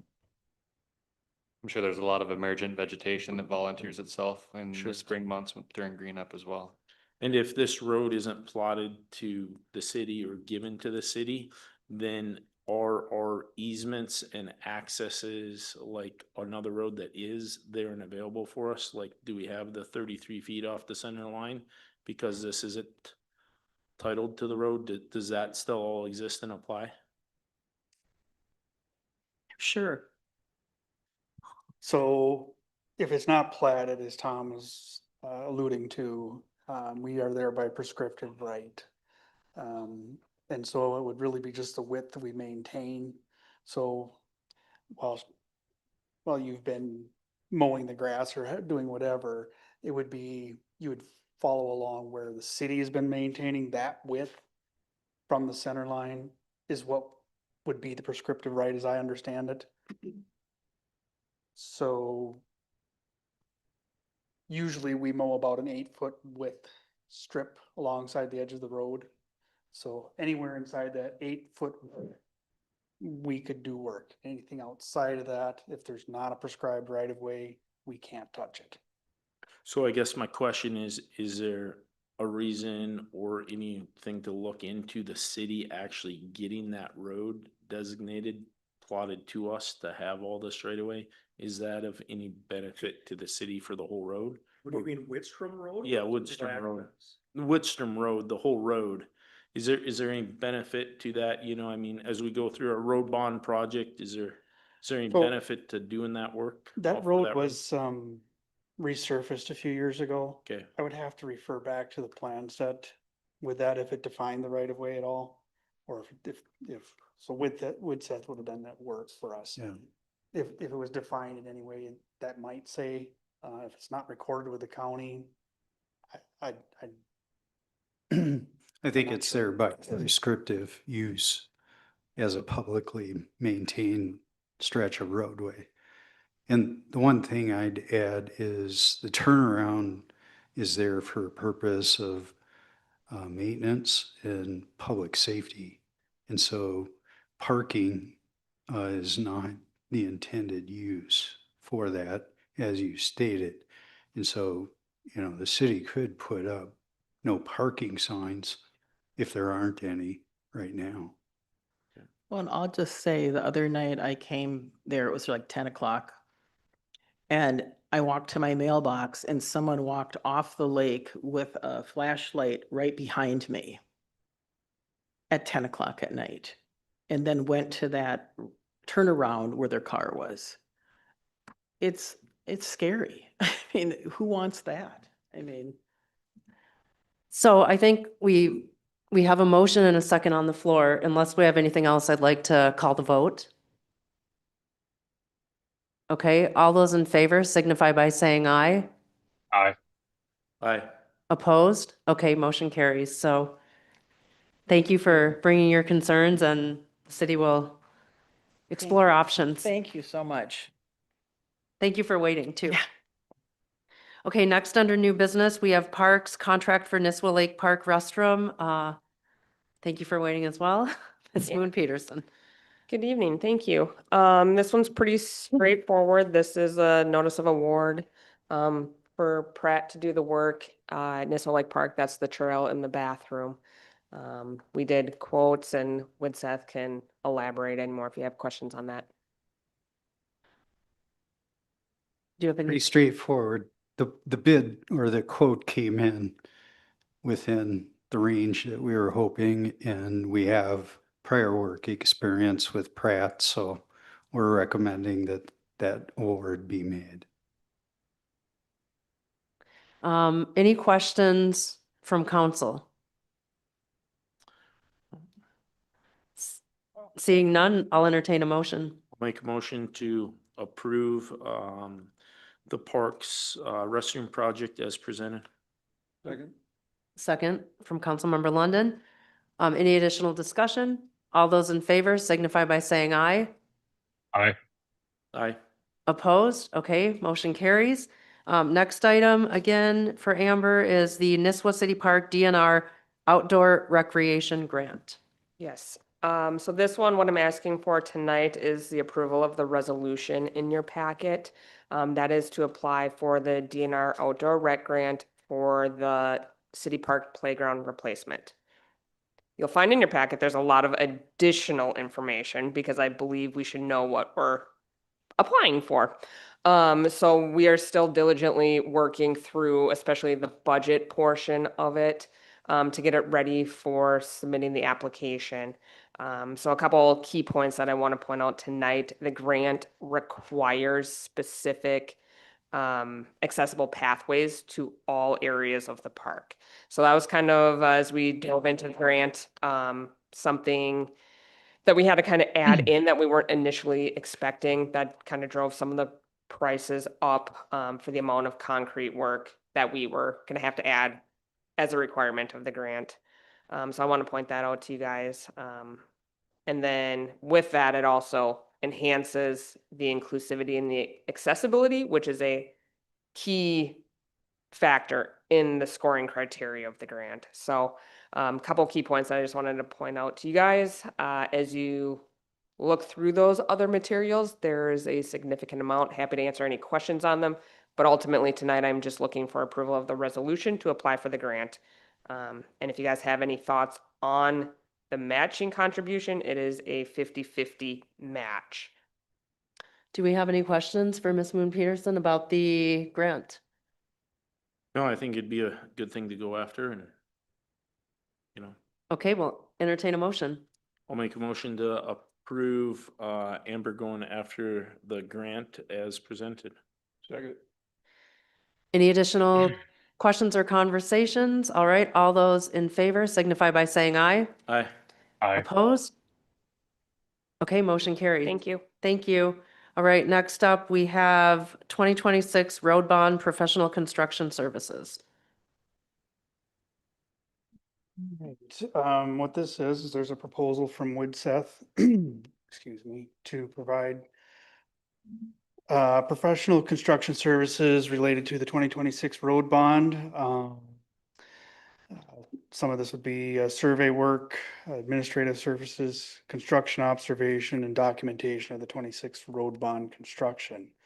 The proposal has an estimated cost of $273,600 as detailed in the proposal. A copy of that proposal is in your packet. If you have any questions on that, I'm sure Dave could probably expand on what's in the proposal. Any questions from council? Seeing none, then I would entertain a motion. Make a motion that we move ahead with the proposal for Woodseth to do the professional construction services for the road bond. Second. All right, all those in favor signify by saying aye. Aye. Opposed? Okay, motion carries. Next is the 2026 road bond bid recommendation. Okay, this is, second while I get to the document. As you may know, we recently went out to bids for the construction work for the 26 road bond. Inside your packet is a recommendation letter from Woodseth. They reviewed the bids to make sure that they were looking for the word. Conforming Yes, to thank the you. process. And they are. The low bidder was Anderson Brothers. And the bid actually came in underneath our estimate. So this is work that's gone back to 2023, as I alluded to in the request for council action. And it looks to repair the following roads: Edna Lake Road, Edna Lane, Roy Lane, East Roy Lake Road, Sumac Trail, Lendy Drive, Pokes Road, Old Government Trail, Wooddale Road South, Candor Court, and Parkway Drive. I guess with that, if there aren't any other questions, I would look for the acceptance of the bids. Does council have any questions? No, it's exciting to see that it came under budget, under what we thought. So that's, I guess, a win for the city. Yes. Taxpayers, that it was just quite a bit less than what we thought. So I would entertain a motion. I'll make a motion that we approve the letter of recommendation as presented. Second. All right, any additional discussion? All those in favor signify by saying aye. Aye. Opposed? Okay, motion carries. Next up is a proposal to plat Backage Road, LR to County Road 77. Yeah, it's Lower. Oh, Lower Roy Lake Road, yep. Yeah. Sorry, that gets hard to type out, Constance, so I did abbreviate. So what this is, we've had several, projects looking to come into, this area. And what this would do is define the right of way, along, there. And that helps the contractors, or excuse me, the developers who are looking to build in that area, plus the city, to define the right of way ahead of time. Budget impact on this is the proposal to do this work is $74,200. I recommend that cost for this would be brought back to bear to the adjoining properties. Currently, we would pay for this from our road department reserves. We would expect that this would be paid back into the reserves when the Mills properties are sold. If there's further questions on that, I think Dave could maybe expand on what the services would be for this. Does council have any questions about this agenda item?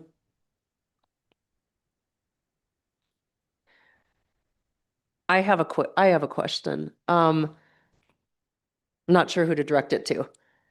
If we are looking at like we're putting together this EDA and that body's going to help provide input for forward-looking development and whatnot for the city of Nisswa, is there a reason we would be doing these recommendations now versus waiting until perhaps things are more formulated or more plans are put in place? And so this would be my question actually, probably for the two of the next three items. I understand we've been talking about the lift station for a while, but so that's my question. Sure. I'm not sure who that should be directed to. I can take a run at it. So, I think the city has been discussing establishing these corridors for roadway and utility corridor for quite some time. Along with all the discussions with MnDOT on Highway 371 development, the highway commercial, the applications that planning and zoning has been seeing come through over the past year or two.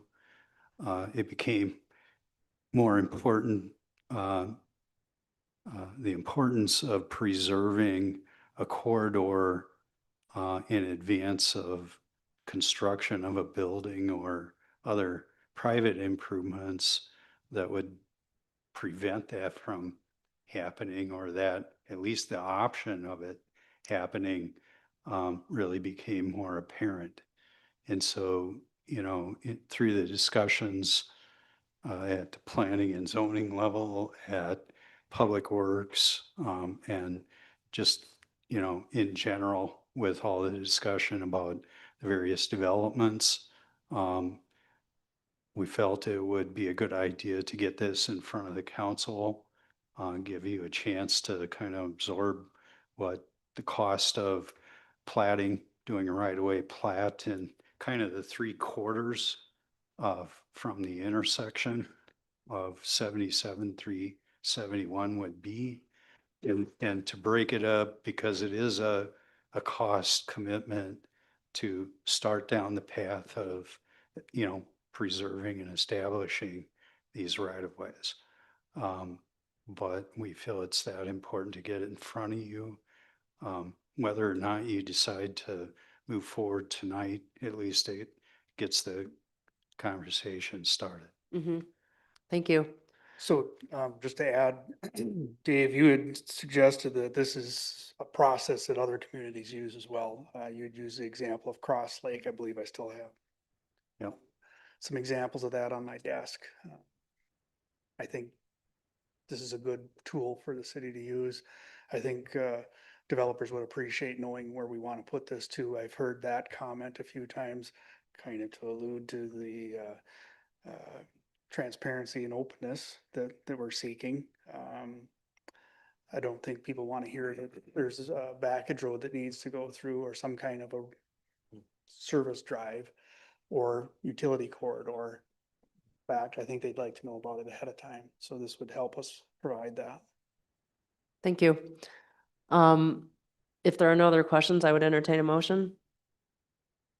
I'll make a motion to approve, Woodseth, working on the plating as presented for the Backage Road. I'll second it. All right, any other discussion? All those council members on, do you have any? Okay, all those in favor signify by saying aye. Aye. Opposed? Okay, motion carries. Then next is the proposal to plat Backage Road from County Road 13 to Timberwood Church. Sure.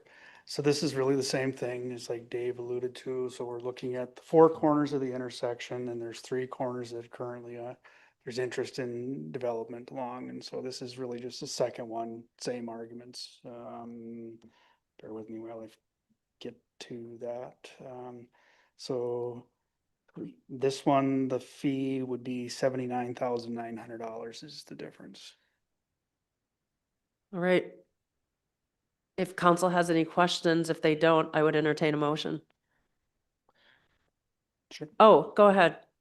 So in the bottom here, it says total for the proposal, 79.9. These costs should be assessed back to benefiting adjoining properties. Can you define that for me? Mr. Reese or Mr. Blommer? Sure. So like anything else we would do in this, there's a benefit to the property owners along here. So if you're gonna establish a right of way, I'm not saying this is something you have to assess, I'm just recommending that you would consider it. Because that's the proposals for the lift station also, and there's a lot of non-adjoining property, including the city property that's purchased. Is that gonna be assessed to the city? Yes. For the lift station. Yes, yeah. So I mean, it's not much of a breakdown as to how that goes. Because it's that hasn't been, the city hasn't established any kind of an assessment policy. This is merely a suggestion on my part that as you go along that right of way where this is established, there's a cost to establish that. And it's a benefit to a lot of the developers who would work here. Yeah, well, this runs down a lot of my property. Right. If I do nothing with it and I get assessed. I think it would be most likely assessed at the time of development. Okay. But Seems like you're voting on something you don't. yeah, know piggybacking what you're on voting for. Andy's question, we're not saying we are assessing people. You're saying it's something you're just recommending, but council could say we don't want to do that. That you should consider an assessment of these costs. It'd be no different than if you were to drop sewer lines in here and it would serve these properties. The city can't just eat the cost of that. You'd have to have some way to pay for that. These costs. Okay, so just to be clear then, an approval of this motion is not necessarily assessing adjoining properties right now. It's just approving for the city to define the right of way for this specific Backage Road between County Road 13 and the entrance to Timberwood Church. Yes. Okay, I just want to make sure we're all clear on that. And Yes. one other point of correction that I understand from this too is they'll come back with, here's what we recommend, here's the path we recommend. That will still go through a process where we'll have input from landowners, input from people. We would still have to vote on it. We would still need input from all the adjoining landowners and stuff. This is just the process. Hey, at a high level, let's get looking at it. We're not assessing anybody. We're not saying that this is a done deal. We are just engaging WSN to take the first stab at trying to figure this out. Right. Is that kind of the high level? That's what I understand. Yeah, there is a deliverable at the end, and that's actually a right-of-way plat that establishes the corridor. And so after going through all the stakeholder meetings, getting the feedback, getting public input onto it. That's the end goal Correct. of each of these. But we would still have the right to vote on it, table it, Absolutely. deny it. That still comes back to a vote. And with this, this is in conjunction with everything that we know from MinDOT on what they're kind of saying they're gonna do or look at doing anyhow. It's kind of piggybacking their plan, so to speak, correct? Yep. Okay, just for more clarity or questions for people out there. Yep. So this motion is not to assess, it's just to move forward with the plat in the right of way. High level. But Yep, it doesn't okay. even mean that we need to accept the plat. Got it. If we want, but it allows the engagement with landowners to figure this out where we'd want to go. So Dave, perhaps you just clarify for myself too. So once we do this, it actually moves forward to a purchase process, much like we did for Yeah. the road bonds. So once we get to the actual stage of gone through all the public feedback and the input, it, just like any subdivision plat, it goes through planning and zoning and a preliminary plat and a final plat. And once that's ultimately approved, should it be approved, then it would be signed by the city, go on to the county for recording as a plat. Okay. And then the final piece of that, once it is platted, if it runs through somebody's property, then, and we would have to purchase it down the road, that would be yet another step on purchasing that land from them. Yep. Yeah. And every property that it goes through will know the precise square footage from each property that we're looking for. So with that piece, then there'd be the whole assessment piece that Tom would do, just like anything else, but that would be the next step. So just to talk about, so everyone knows the clarity with it. So, Correct. Okay, yeah. I guess. Mr. Schaefer, did that help clarify things for you?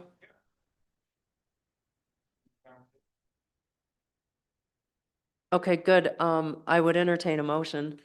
I'll make a motion to approve the proposal for plating as presented. Do we have a second? I'll second that. Oh, you can come to the mic real quick before we vote. Thank you. Thank you, Mayor. Fred Heidman. So I have a simple question here. It's always been the city's mode of operation that everything is development driven. So why is the city looking to spend money on a project that nobody's asking any? I mean, have any property owners come to the city and said, hey, I want to develop my land and I want you to put a street in and I'm willing to pay for it? Where did this come from? This has never been the policy of the city of Nisswa. It's always been developer driven. The developer in this case is MinDOT. The plans, MinDOT has clearly laid out, been talking about this for years. They're not the developer. The landowners would be the developer. For the roads and what they're talking about, like I just said, this is in line with what MinDOT is. It might be in line with MinDOT's broad idea, but MinDOT is not the developer. A developer is the person who owns the property, comes to the city and says, hey, I got 80 acres. I want to develop it. This is kind of what I wanted. Well, it goes to planning and zoning. And then it goes through that process. And then the city helps design the street, puts infrastructure, gives the developer a price on that. And then, but it works through planning and zoning. This is way out of the ordinary. We're spending taxpayers' money for something that nobody's asking for. And that's my point. And there's getting to be a lot of angst in the community about this. So I'm just sharing it. Thanks for your input. We have a motion and second on the floor. Is there any additional discussion? Otherwise, I'll call the question. Okay, all those in favor signify by saying aye. Aye. Aye. Opposed? Okay, motion carries. And then the last one is a proposal to plat Backage Road on the new property. Give me 1 second while I find that one. Oh, you know what? I meant to note this, the cover sheet on G7 and G8 for background was the same, but then the budget impact was different. So that might have just been a copy and paste error or something.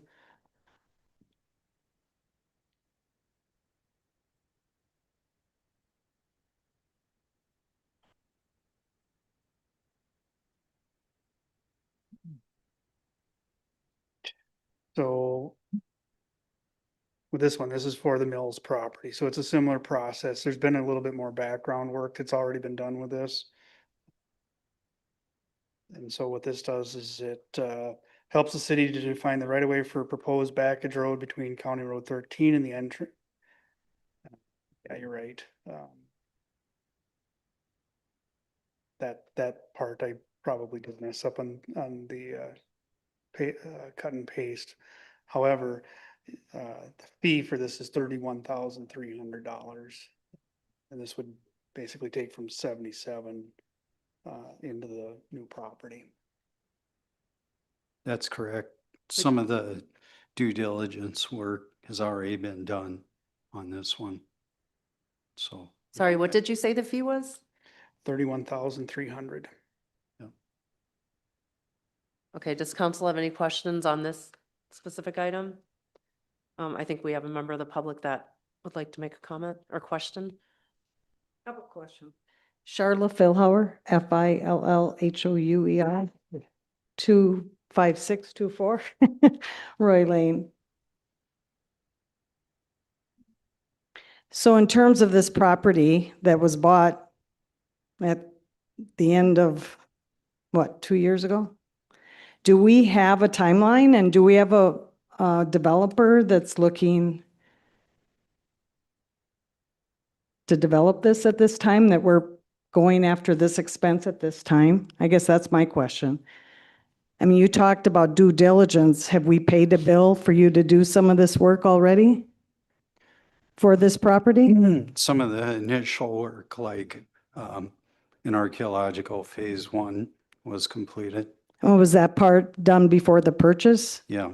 That was approved. Okay. So my question is, do we have interested parties at this time that want to develop it?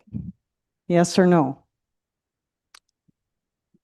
I don't know the answer to that, not that I'm aware of, but perhaps other council members or staff Can have a you, different. could you expand on that?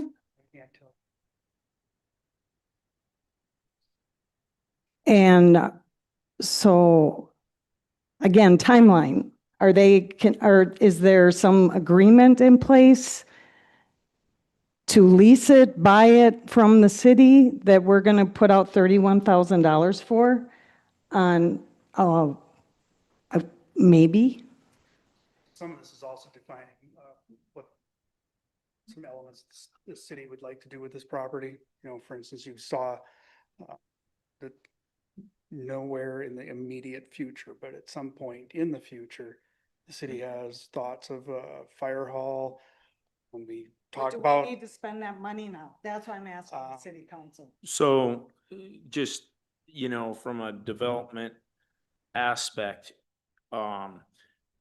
right now, before it gets advertised with what we know from MnDOT, the best use of it, like, Dave said, how to lay that out there before we'd go and say, hey, this is for sale. Isn't that someone who wants to develop it? Wouldn't they be the ones driving the road plats? I mean, what their needs, I mean, if we have an apartment building, their needs are gonna be different than maybe a retail strip mall. I mean, I think, to me, we're putting the cart before the horse. And as a taxpayer, I don't like, well, we might have somebody. Well, who are these people? Are there conflicts of interest? I mean, we keep talking about that there's people that want to develop it, but I would like, as a citizen, to know who these parties are and what's going on, because should hope that as a taxpayer that we would have some way of knowing what's going to be presented to our city council, and not like this, like a day or two before. Yeah, so I think the whole goal is to put this together. That's the whole purpose of the EDA. To have. How do I get on the EDA then? Because I have a real concern, because I'll volunteer to be on your EDA. Sure, I think, you know. Do I need real estate background? What, my qualifications? I'm just really concerned because I feel like I have come to the town meetings. I've sat in the meetings where we have all the city work, department chairs talk. But I think, like several of the gentlemen here have spoke to, I really feel as a taxpayer that there isn't transparency. And we go to these town hall meetings and we come away thinking, oh, good, they're they're telling us everything. And then we get the agenda and there's just all these plat drawings and there's all these plans, but no one is giving us information. So then you criticize social media. You know why people are on social media? Because they're trying to figure it out, because we don't feel people are being forthcoming with the information. So my recommendation is, I don't think, particularly on this property, unless there's more information that's been made public, I don't think it's a good way of spending our money. And no, it's not 79,000 like a lot of the other two prior plats. This is only 31,000. But I just feel like there needs to be more transparency. And my recommendation for this particular one, I would like my city council to vote it down and not present it until you show us a plan. So a couple of things with that, though. For instance, at the planning and zoning with Stephen, the town halls, we've only had 2 town halls, but. And they're wonderful. I Right. do them more often. I just want to communicate to the public, just the last couple months at planning and zoning, and even here a month ago, there was a group in saying, hey, we have an idea for kind of this area, this corridor. That all kind of ties together, once again, back to MnDOT, ties together. So is the information out there? It's out there. I understand that people can't attend the Public Works Committee, the Planning and Zoning Committee, the council meetings, but the information is out there, and part of it is at the Public Works, part of it is at the City Council. And so, to answer your question, I think in that whole area, that whole corridor down there, there are people interested. And before we as a city engage or say, whoa, we're trying to put an EDA together that would properly. Okay, then I don't see why, if we're doing the ED, going forward with that development Yeah. group, then this should be tabled until that is finalized and we spend this $31,000 wisely based on the recommendation of that Economic Development Board. Some of the roads and some of the backage, like Dave mentioned, some of this legwork has been done. It's actually been done for a very long time. And So where's it, is it in this room on a map? so, MnDOT has actually presented that. Yeah, it was hanging up here Okay. for a year on how this. On this specific property, the Yes. Mills property? Yes, through the Mills Okay. property, through all these properties that we've talked about. I mean, over the last 5 years, this has been talked about numerous times, numerous meetings, Once again, back to transparency with the community. I don't know the best way to get the information out when the meetings are happening, but yeah, You can spend 4 hours every city council meeting. Yeah. And then you add up, I know. whatever. But But I think the recommendation of one of the gentlemen up here, whether it was Mr. Heidman is that with technology, I want you to know, if I went in on this city council packet and I go into the search bar and I put March 2026 City Council agenda, it won't take me to the page. You know, if I put City Council and you've got all your faces there, and I have to go up to that sub menu. What I'm saying is, to an average person, they're going to do that search and look for today's agenda, and it doesn't come up. It doesn't come up, okay? I have signed up for the auto alert. Somehow my address is no longer in there as an auto alert. I went in and signed in today, and it didn't say, oh, you are already there. I think what one gentleman recommended is that we should have a monthly recap and easy to read. This is what's happened, and all the liaisons could take upon themselves, or a city person, I don't care, but there should be a one-page recap of highlights of what happened in our city, and to have it right as a splash page on our City of Nisswa. People are coming to check out our town. It'd be a great way to show what's going on. Sure. And we shouldn't have to be searching for it and calling people or looking on the Nextdoor app to figure it out. So, yeah, and so that's right there. I don't disagree. The city website could greatly use some improvement. I agree with everything you said. The only thing that I will say too is the Nextdoor app is absolutely the wrong place. I agree. This I week- agree. Have you ever seen my comments on there? No, I No, agree. But I read it because I like getting Right. the pulse of our community. Sure. And I don't care if you're a blue collar person, you're a retiree. Everyone has a voice in this Right. situation. And maybe we don't like the Nextdoor app and what we glean from that, but it's still someone's opinion, and it should be valued. So I'm not here to discredit Nextdoor, but what I'm saying is people are turning to other resources to find information if we as a city are not providing it. So I would recommend turn here, come in, call Tom, But again, it's this one-on-one. But anyways, we're not going to we've already been here long enough. I just. My recommendation is that if we're really pushing for the economic development, whatever name it is, I don't see why we can't table this for a couple more months as far as approval for 31,000. That's my opinion as a taxpayer. You don't have to agree with it.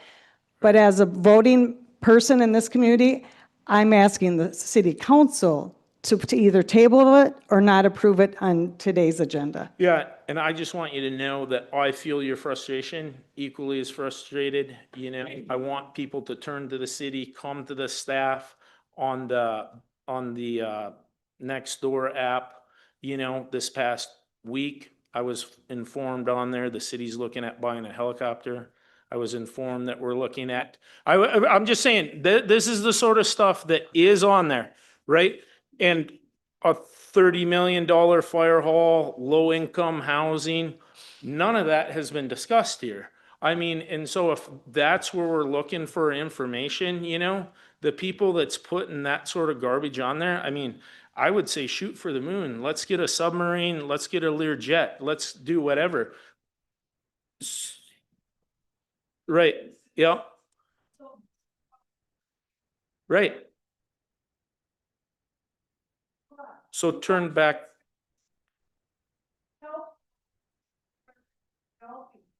Give us a name. You can tell us it's, an airport, an apartment building, a school, private school. I don't care.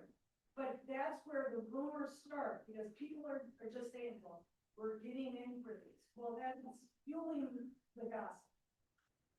Yeah, and that's what we're trying to get out ahead of. If there are true inquiries, we're trying to do it correct. Set the EDA plan in place, put some of this development in place, put the infrastructure in right and correct before we advertise it.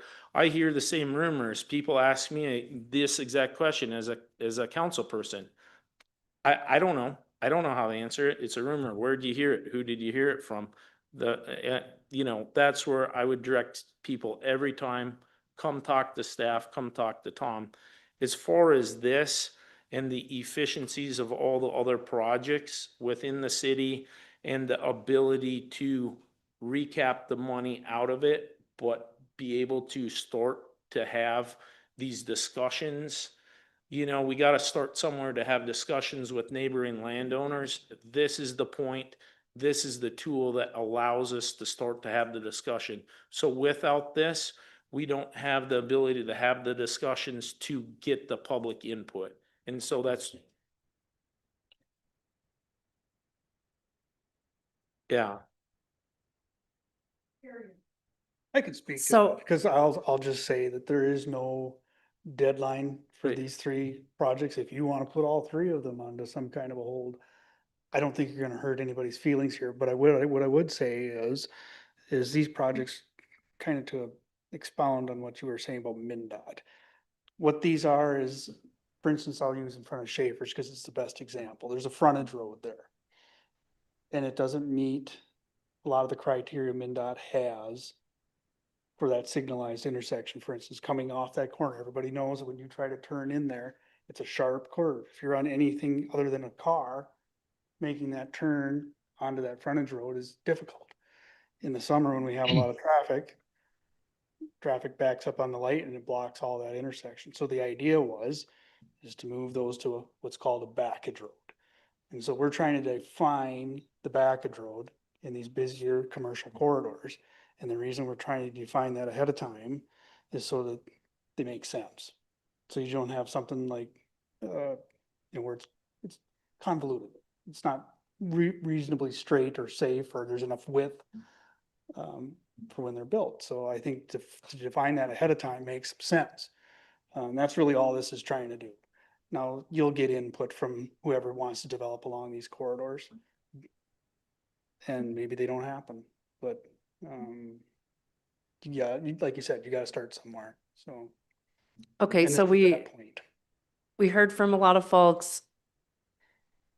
Is there a motion that council wants to make related to this? Oh, Councilmember Zahn, you have your hand up. I do. I didn't hear the citizen's name. What was her name? Charla. Carla. Charla. Charlotte, pardon me. Charlotte, I appreciate your comments, and how can anybody disagree with you? And I hope you understand some of Joe's points on a broad sense of in regards to looking down the pipeline for this property to be able to best market it, to be able to get it, to be able to sell. But I do hear your points loud and clear, and that's the beauty about being able to be as transparent and collaborative as this specific session was. So I would make a motion to table this specific item until we have an EDA in place. And to be able to then package what suggestions come from the EDA to the council in tandem with this next decision. Thank you. Do we have a second? Second that. Any other discussion? All those in favor signify by saying aye. Aye. Aye. All those opposed? Okay, motion carries. Thank you for. May I also make another motion, Mayor Carnahan? Yes. In regards to the last two motions that we approved and passed, in consideration for those points, I mean, I understand they're valid. I see both sides, and my vote yay for the previous two were no different than saying yay for this third one that we just tabled. However, Mr. Blommer, is there any consideration that you would have for tabling, rescinding those motions and their approvals to table until the Economic Development Authority is established to be able to provide strong guidance in regards to a prospective suitor or suitors for that property? I personally have no issue with that. However, what I would suggest is, in particular, the corridor behind Wendy's. I think there's been a lot of activity. You've had it here at the council meeting. So if we don't define this soon, it hinders their development. But I'm not aware of what the exact timeline is for the EDA. But if you want to make that wait for that, that's fine by me. Okay. Well, Madam Mayor, I'd like to make the motion to have the council consider and vote on rescinding the approval for the prior two motions and table them until a further date. Do we have a second? Any additional discussion? All those in favor signify by saying aye. Aye. Aye. Opposed? Okay, that motion carries, so those two are rescinded. Thank you for your input. Thank you, Thank you, Councilmember Charlotte. Zahn, for your motions. Next up is the sewer line jetting and televising. All right. So this is maintenance for our sewer system. So we haven't done the televising of our system pretty much since it was installed. We did do a third of this already with, in conjunction with the 26th road bond. And that was mostly to make sure that the sewer lines within those roads would be in good condition. So this is really just the next phase of that. And so what we're trying to do is divide our existing system up into 3 sections. This will be the second section where we jet it, which is cleaning it, so it can be televised. What this does is it allows us to see if there's any pending issues with the condition of the sewer line, anything that we need to correct. Looks for what we call I&I, inflow and infiltration. This is a common problem with most sewer collection systems. It's something that we're required to do by PCA is to control I&I. And this is pretty routine maintenance.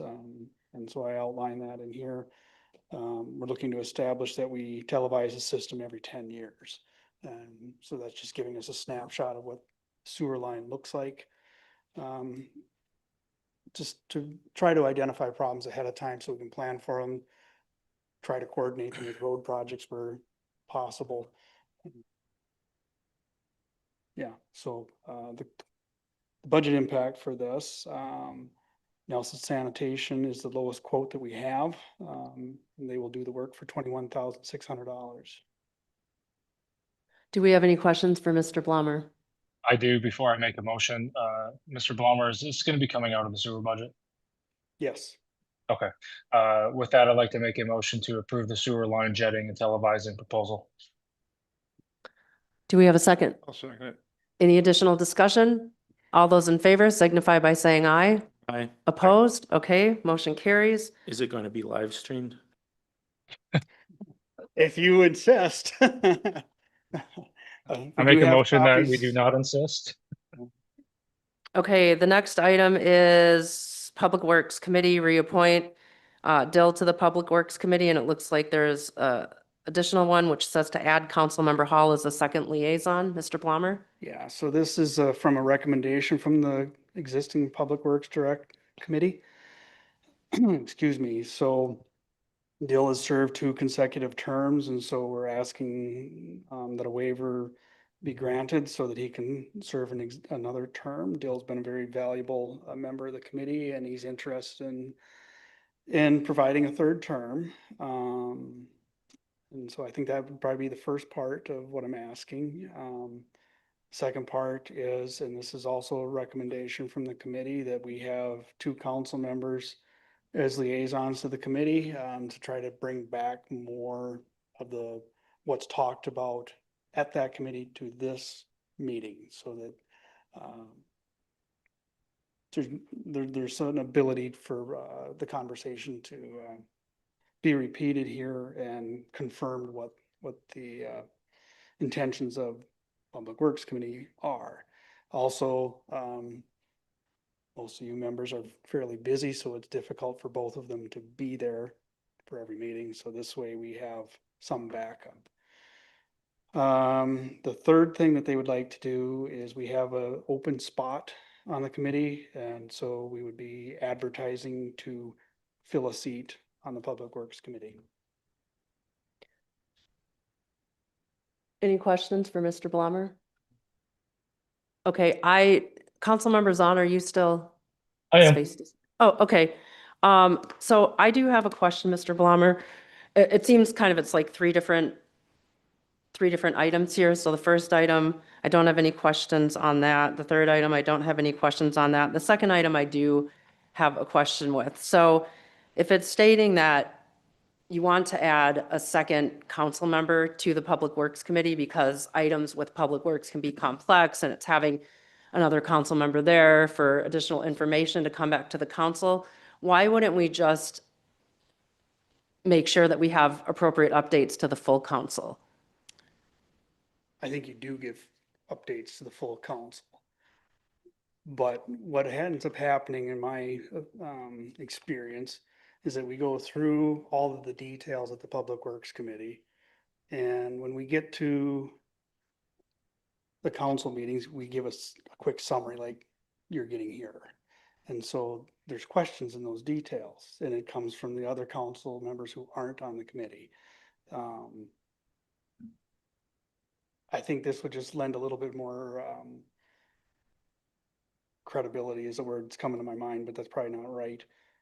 That Tom, can I jump in? Sure, go right ahead. Mayor Carnahan, in that regard, Tom and I spoke about this, especially with the populace of the Public Works Committee. It was easy to come to the obvious conclusion that the Public Works projects that come through the pipeline at any given year, specifically this year with the 26 and then the soon 27 road bonds coming up, it's the highest dollar impacts to the city's budget. It's the highest dollar impacts to the property levies proposed or realized, and having additional input from an additional council member we thought was valid. Joe's name came to the forefront because of his experience on the Public Works Committee in the past year. So with that being said, that was, I think, how these two both came together. Open to input from you. Yeah, so in general, I don't see the strong value in doing it. I hear what you're saying. Thank you for sharing those points. But to me, to add a set, right, so we don't have two on the liquor committee anymore. We just have one. To have two council members on, to me, it seems like, hey, is this right? So now you've got 2 out of the 5. The other 3 are excluded out of these meetings. Well, we can all attend. But it kind of gets down to that point. Are we trying to skirt open meeting law so we can have the conversations with 2 council members? Even if that's not the case, right? You got to just think about that and things we've heard, especially tonight with people wanting more transparency. The other thing I will share is I did reach out to the Public Works citizen members. I was only able to reach 2 of them. One of them was very strongly against this specific appointment. The other individual shared that if these are supposed to be citizen advisory committees, why are we now adding another council that in their experience from cities that they may have worked in the past, you really did have citizen advisory, citizen led, and you don't need to stack council members on that. So that was just the feedback that I got from 2 out of the 3 that I was able to reach before this meeting.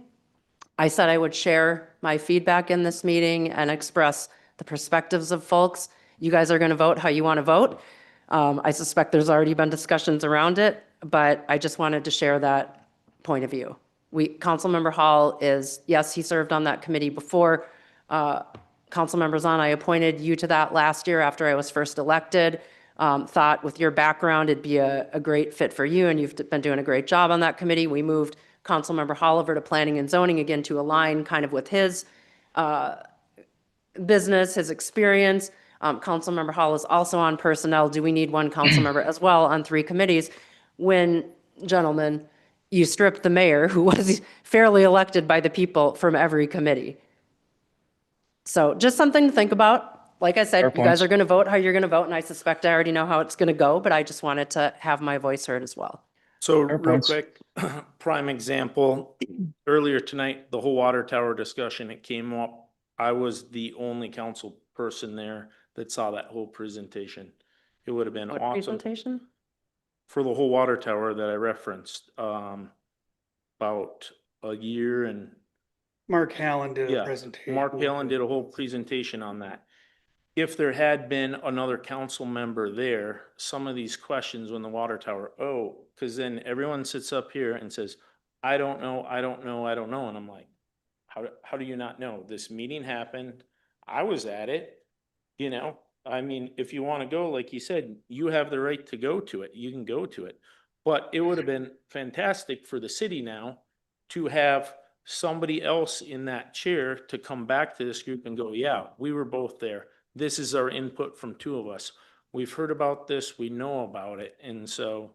But why wouldn't we put two on every committee? You know, I don't know. Like I said, you guys are gonna vote however you want to vote. You've got your rationale and justification. It's fine. I'm happy if someone wants to make a motion. Like I said, I just wanted to share my perspective. If you want to make a motion for all three in one, go ahead. It's 9:35 here and we still have like a lot of things to talk about. I'm really surprised by the comments from committee members to you, because As am I. we had a unanimous vote recommendation from that committee to appoint a second liaison. Like I said, you guys can make your motions. It's 9:35. We've still got items 11 through 16, reports, and moving to closed session. So Right. All right, well, And- with that, Go Joe. ahead. No, go ahead. I mean, Mayor, if that is accurate, I'm gonna second Tom's points. That's surprising to me too. I don't want to move forward unless there are stacked hands approach on that. We've had enough turmoil in the last few months, so I'm going to make a motion to reappoint Dale Stachauer to the Public Works Committee and to advertise for the other vacant seat on the committee at this time. do we have a second? I'll second it. Okay, any additional discussion? All those in Yes. favor? Well, hold on. Oh, Yeah. Well, I Yeah. guess clarify that. What does that mean? I just made a motion vet it with the for, committee. yes, I want to hear it from them. Because there's one take from the Public Works Committee that just recently happened versus mayor's comments. I want to get the story straight. So I'm willing to make the motion for two of the three items that are within this action requested. And Councilmember Zahn is not saying he won't make this motion maybe at the next meeting. He's just saying he Correct. wants to. I was just Do asking for diligence. clarification from him. Okay, Yeah, so just finding of facts afterwards. all those in favor signify by saying aye. Aye. Aye. Opposed? Okay, motion carries. All right, next up is the Fire Department 2026 budget and fire contracts. I have that one. Miss Maggie. Yes, so every year, the fire department contracts with our local areas and communities, for, I'll say, dividing the amount of money that the fire department puts in their budget. So we are just approving literally their contracts. All the contracts and their percentages are based off of their land and building values within their township or community. And so all of that has been vetted with Cass County and Crow Wing County. And so attached are the contracts that we just need to approve. And If there aren't any questions, I would entertain a motion. I'll make a motion to approve as presented. Second it.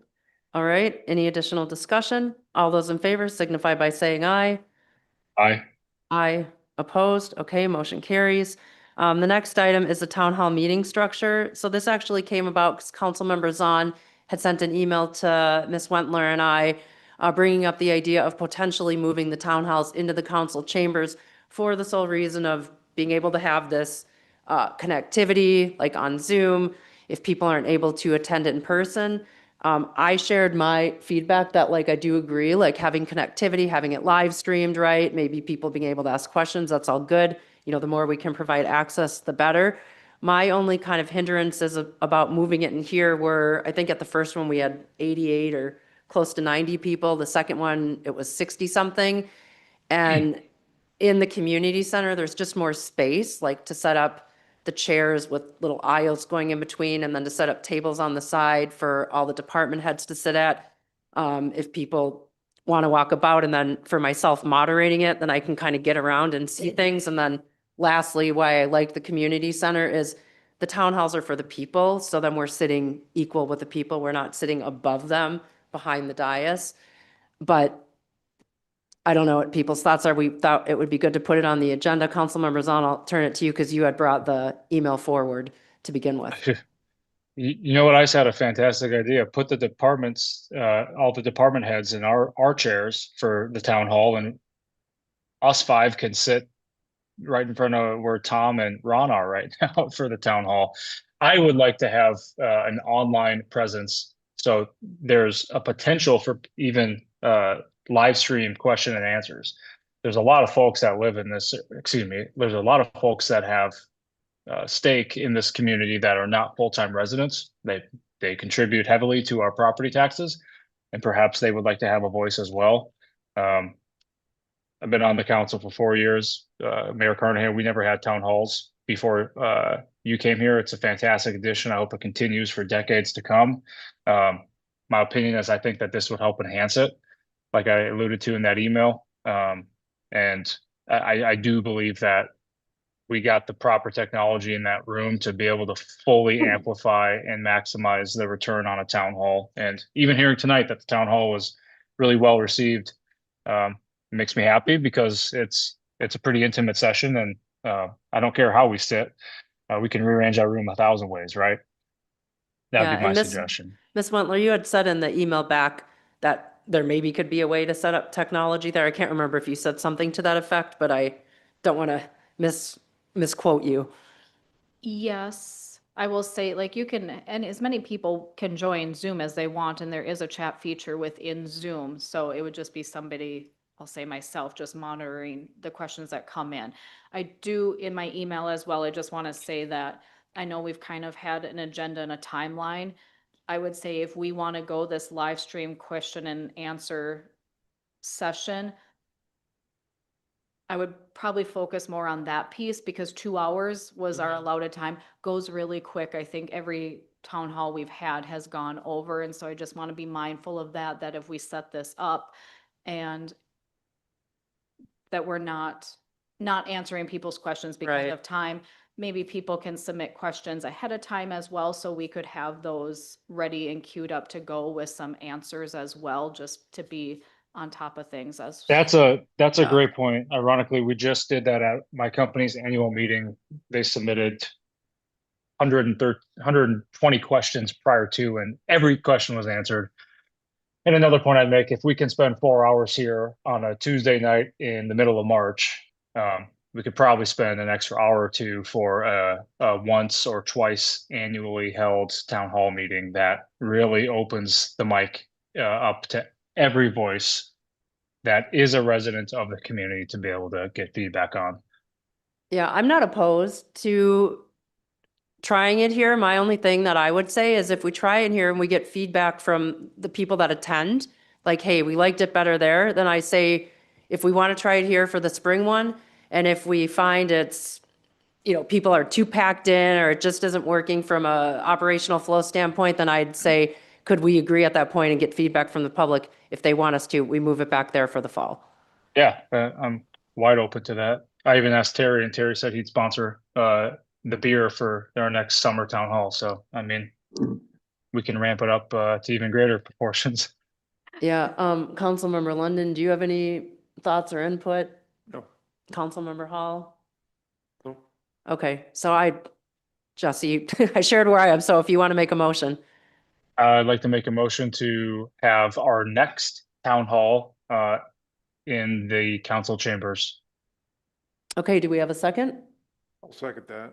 Okay, any other discussion? All those in favor signify by saying aye. Aye. Aye, opposed? Okay, motion carries.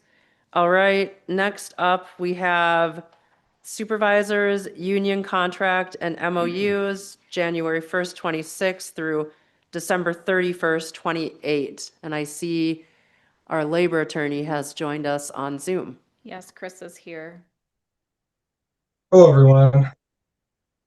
Hi there. Okay, so the first of 3 agreements to be discussed or considered by council tonight, the supervisors unit for Minpia. This is negotiated to be a 3-year agreement with an annual wage increase of 3.5%. They basically just asked to track the increases across the city, and that includes insurance, and that's what the numbers that I had provided to you all as far as insurance for the year of 2026. They had requested a reopener for the years 2027, 2028.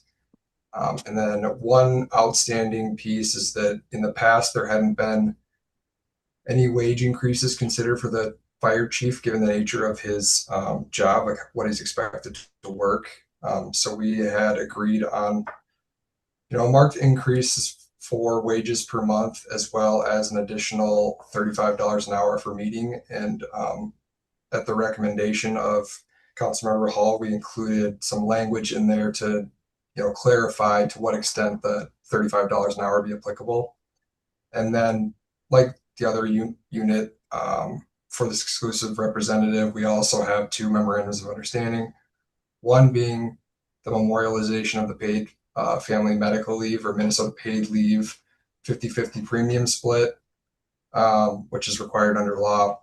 It's basically the lowest we can go. And then also the memorandum of understanding that if during the life of the contract that the rest of the city gets a wage increase above what is negotiated for in the contract, that they will also get that wage increase. And if you have any questions, let me know. Otherwise, we can put it forward. Any questions from council? Can I make one comment? Yes. As we go through all of these union contracts, our payroll is next week. I would like some grace to maybe do the back pay from January 1st on our April 10th payroll to allow me a little bit of time to figure out all the increases in hours and things like that. Yeah, that seems more than fair. Okay.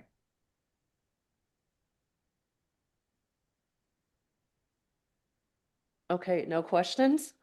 Mm. All right, then, Chris, are you just looking for a motion? Yep, just a motion to approve. Okay, I would entertain a motion. I'll make a motion to approve as presented. Second. Any additional discussion? All those in favor signify by saying aye. Aye. Aye. Opposed? Okay, motion carries. The next one is the clerical union contract and MOUs 1/1/26 to 12/31/28. Yes. So the terms that were negotiated for this proposed agreement is for the clerical unit. There's only one employee currently in that unit. They mirror the changes that were negotiated for the supervisor's unit, albeit the additional wages for the fire chief in the supervisor's unit are obviously not included.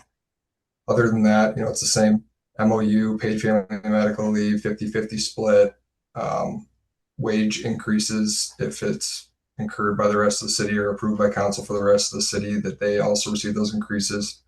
3-year contract, 3.5%. Insurance increase that mirrors the rest of the city.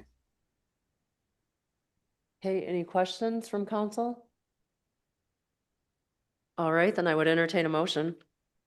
I'll make a motion to approve as presented. Second. Any additional discussion? All those in favor signify by saying aye. Aye. Opposed? Okay, motion carries. And Teamsters Union Contract and MOU, again, January 1st, 26 to December 31st, 28. Chris? Yes, that is correct. This is also a 3-year agreement. In 2026, they had negotiated for a 4% increase, and this was partly due to, out of respect for the law enforcement position and the really high demand that they have and the ability to retain good law enforcement officers. Other than that, they negotiated a 25-cent increase to shift differential. And then there was only one memorandum of understanding for this one. So with the 50-50 premium split like the other two unions, but they also had requested that they have the opportunity to supplement wages with other paid leave. And that's a permissible provision under the statute. It's up to the employer whether or not to permit employees to supplement their wages. And the reason why they even request that is wage replacement under Minnesota paid leave is not at 100%. So essentially they'll be able to draw from other paid leave, vacation, that sort of thing, comp time, and they'll be able to get full wages while they're out, but they'll burn down their bank. So essentially just reserving the right to do that. And then also with employees that are permitted to supplement wages, they'll be able to continue to receive payer contributions while on paid leave. Okay, any questions from council? None. All right, I would entertain a motion. I'll make a motion to approve as presented. Do we have a second? I'll second it. Okay, any additional discussion? All those in favor signify by saying aye. Aye. Opposed? Okay, motion carries. All right, item 16, recommendation to move to closed session pursuant to Minnesota statute 13D.03 for union negotiations. Do we need to do this? Nope, that was more of a placeholder in the event that we needed to continue on in negotiations to determine how to move forward. But with the 3 agreements being approved tonight, we can pass over that item. Okay, perfect. Well, thank you for joining us. Yeah, absolutely. Thank you all. Have a nice rest of your evening. Thanks, you. Chris. Thanks, Chris. Okay, council liaison reports. I wasn't here last month. The update I was gonna share is I went to the League of Minnesota Cities elected leaders conference in February in Plymouth, which I also attended last year. It was a 2-day session, lots of good training, lots of good networking with other elected mayors and city council members from all over the state of Minnesota. I will be attending the League of Minnesota Cities annual conference this summer, which I attended last summer. And I would highly encourage, if it fits into anyone's schedule, to consider joining for that. I think I was the only one representing Nisswa last year. And this year, the conference is being held in Rochester, Minnesota. Other than that, I don't have anything because I know we're getting really late, so I'll save it for next month. Council reports, Councilmember London. Okay, Councilmember Hall. I guess the only thing I'll say is, Jennifer, I do not want to fight with you. The city deserves better, but at the same time, I told you, I'm not going to stand for what you're doing behind the scenes. And neither is the staff, and there's the letter that the staff has all written and signed. I know you don't want it talked about, I know you don't want it in public, but enough's enough. I am not going to put up with what you are doing. Okay, The behavior I'm not gonna that get you into exhibited a. Tonight, I don't want to fight with you, but I am telling you, I'm letting the public know, I am going to stand up, I am going to say something, and I'm not going to not address stuff that you're doing. And I will And do the that's all same I'll thing, say. Councilmember Hall. I will Yeah. do the same thing. And I will say, sure, you can share whatever letter you want. We can share it next month. You can put it out every month. It's just not us. It's not us. It's It- all the staff. But there's other, you know what, there is an election in November. It can be sorted out at the ballot box. So And- I and don't see the it's- need to play politics in this chamber. This chamber is to do policy work on behalf of the people. I will always advocate for transparency, for inclusivity, for oversharing, for overcommunication. And if that means that I am enemy number one within this building, then that's what it is. But when I ran, I went to all the doors and I heard from the people, and there's a reason I beat an incumbent mayor, because people wanted change, they wanted more transparency. And that's something I pledged, they wanted to keep their tax levy low. We did that together as a team for the 26 for this year, which I think was great for all of us to get there. And I know that the taxpayers in this city, we've gotten a lot of positive feedback for that. But I'm not going to continue to be the punching bag and to be blamed that I've done everything wrong. This council made it very clear that you guys wanted me to resign. You did your censure, you did your no confidence, you took me off all the committees, and it's just continuing to be a battering ram against me, and it's exhausting. Jennifer, It's just exhausting. It's the flat out lying. There's no lying. You. There's no completely lied. manipulation. I don't want to argue with you I'm right not now. gonna- It's the sure, lying. then let's not argue. manipulation. I agree. Everybody wanted transparency. Everyone wanted something different. We will vote and be in agreement on city policies, as most of the time we are. We are. 9 times out of 10, we're voting for the same thing. It's not that what I'm talking about. This is integrity, who you are in a person. You can Okay. sit there and say there's nothing wrong with you, that you're not lying, that you're being total transparent. I can, like I say, that you're above the rules, you're not listening to the that's- city attorneys. I can prove this stuff with it. And I'm saying enough's enough. I have worked hard. I have worked hard to be a mediator between you and other people in the city over the last year. I have tried everything I can, and I'm saying enough's enough. I'm saying You have your I would like to perspective. work on it, but this is going to end. We're going to work on it. We're going to fix it. You've admitted no fault to any of these issues, and it's not you and me. It's not you and the other council members. It's not you and all the staff, but the council, the staff, the people working inside this building with the councils, they're unified by their signatures on these letters, by everything. There is a common denominator, and I want it to stop. It needs to stop. Even you calling the senator's office about blindsiding Tom and all of us up here. That is the sort of thing. Transparency, transparency, transparency. Yet you held that and you blindsided everybody in the room tonight. And so you're over here saying transparency, transparency, don't do this. And you did the exact thing tonight in this chamber to us, to Tom, Okay. to Dave, after doing work. And I'm saying enough's enough. I will call it out time and time again. And call I want out the behavior to change. Councilmember Hall. I hope next month in a closed door meeting, we can work this out. We don't need a We can closed door find- meeting. We can should find do it in the solution. public, actually, and I'm happy to do it. You want to do a closed door meeting, we'll do it, but I'm not. That's what Jesse's I'm not, question is. you know what, and I appreciate council members on. You have your perspective, I have mine, and usually with things, you know, it's not 100% here, it's not 100% there, it's usually somewhere in the middle, right? Because everybody looks at it from their own lens. But I'm sorry, Joe, when I ran for mayor, when I met you at the beginning, we had a positive working relationship. Correct. Things have, you know, things change at different point in times. It It has is what it changed is. because you have lied, you have Okay. flat out lied to me, Right. manipulated it, and just not done positive things. Okay, well, Yeah, you presented yourself one way, a great thing. Okay. And I'm saying enough's enough.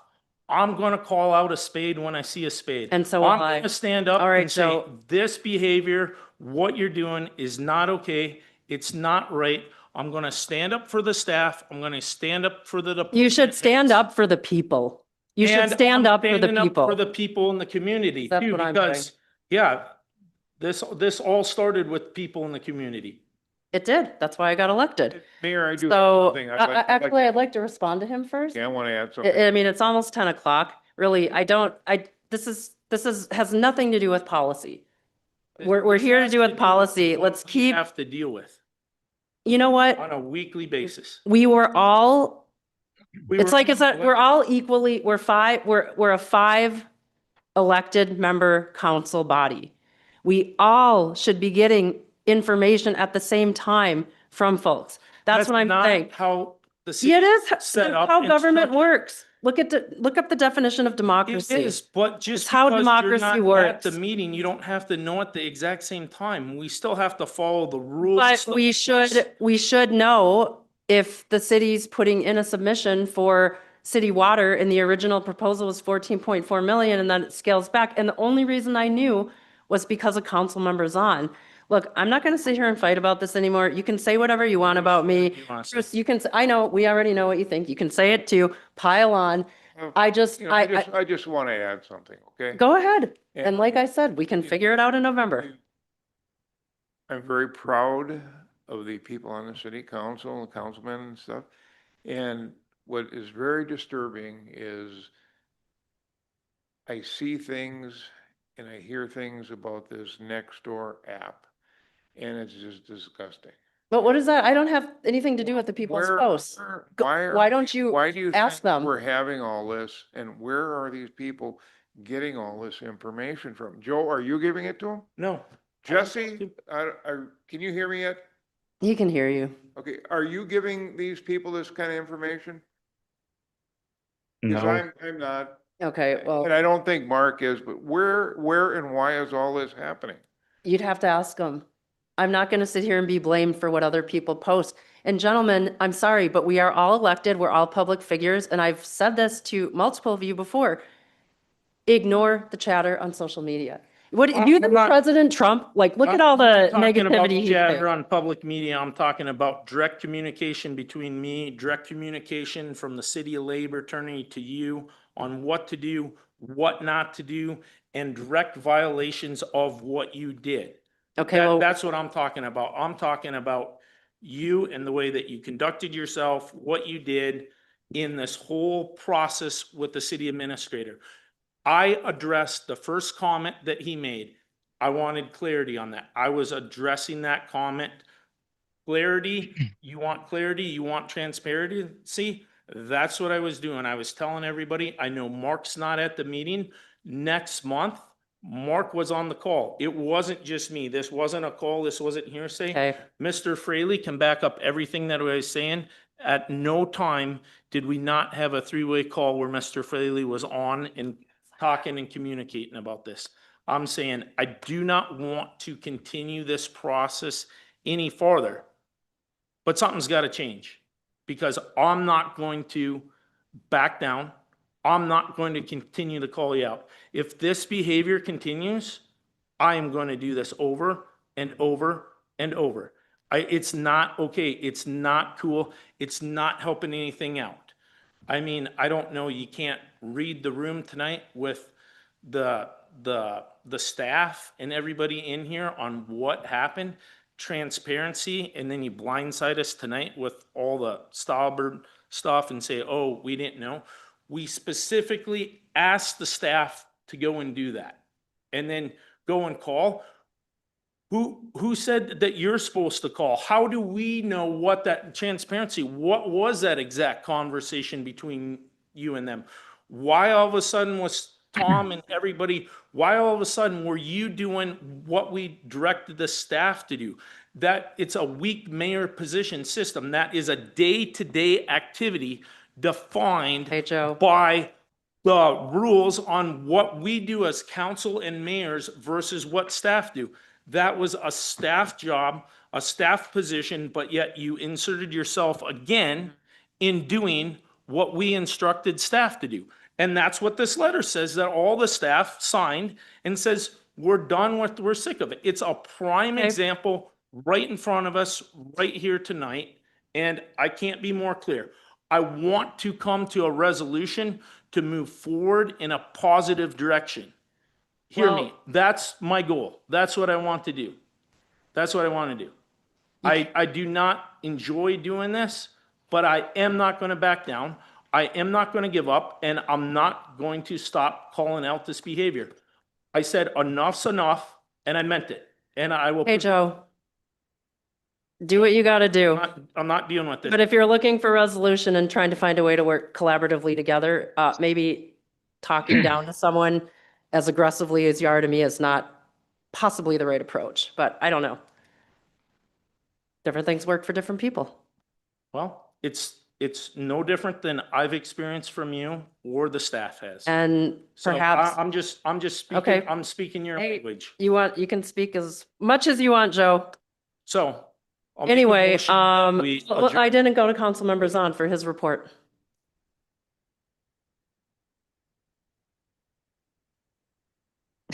Do you have one? Guys, the city deserves better. I know you all know that. I know it. Staff knows it. Citizens know it. I think we can all agree. You can nod your head yes or no. We have some work to do. We have another 3 quarters to accomplish some potentially really great things. But we have to find some sort of path forward. Otherwise, what are we doing? So it's like you and I, Right. just like this past week or last week, Jennifer, when I called you, when we spoke about working on the business, not in the business. That's from my perspective, it has always been as councilman and mayor. We have to work on the city. We are not working within the city.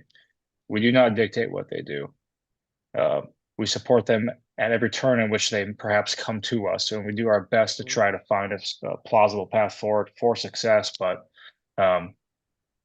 we're also not. Any any elected official is set to be able to govern for future, for the future of that given municipality. And we have an obligation for that. I don't feel like we accomplished remotely enough in 2025, in which I perhaps hoped.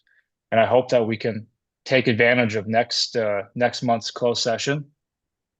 And I don't have a problem if we open it. I think enough's been said in this 4-hour long meeting alone, but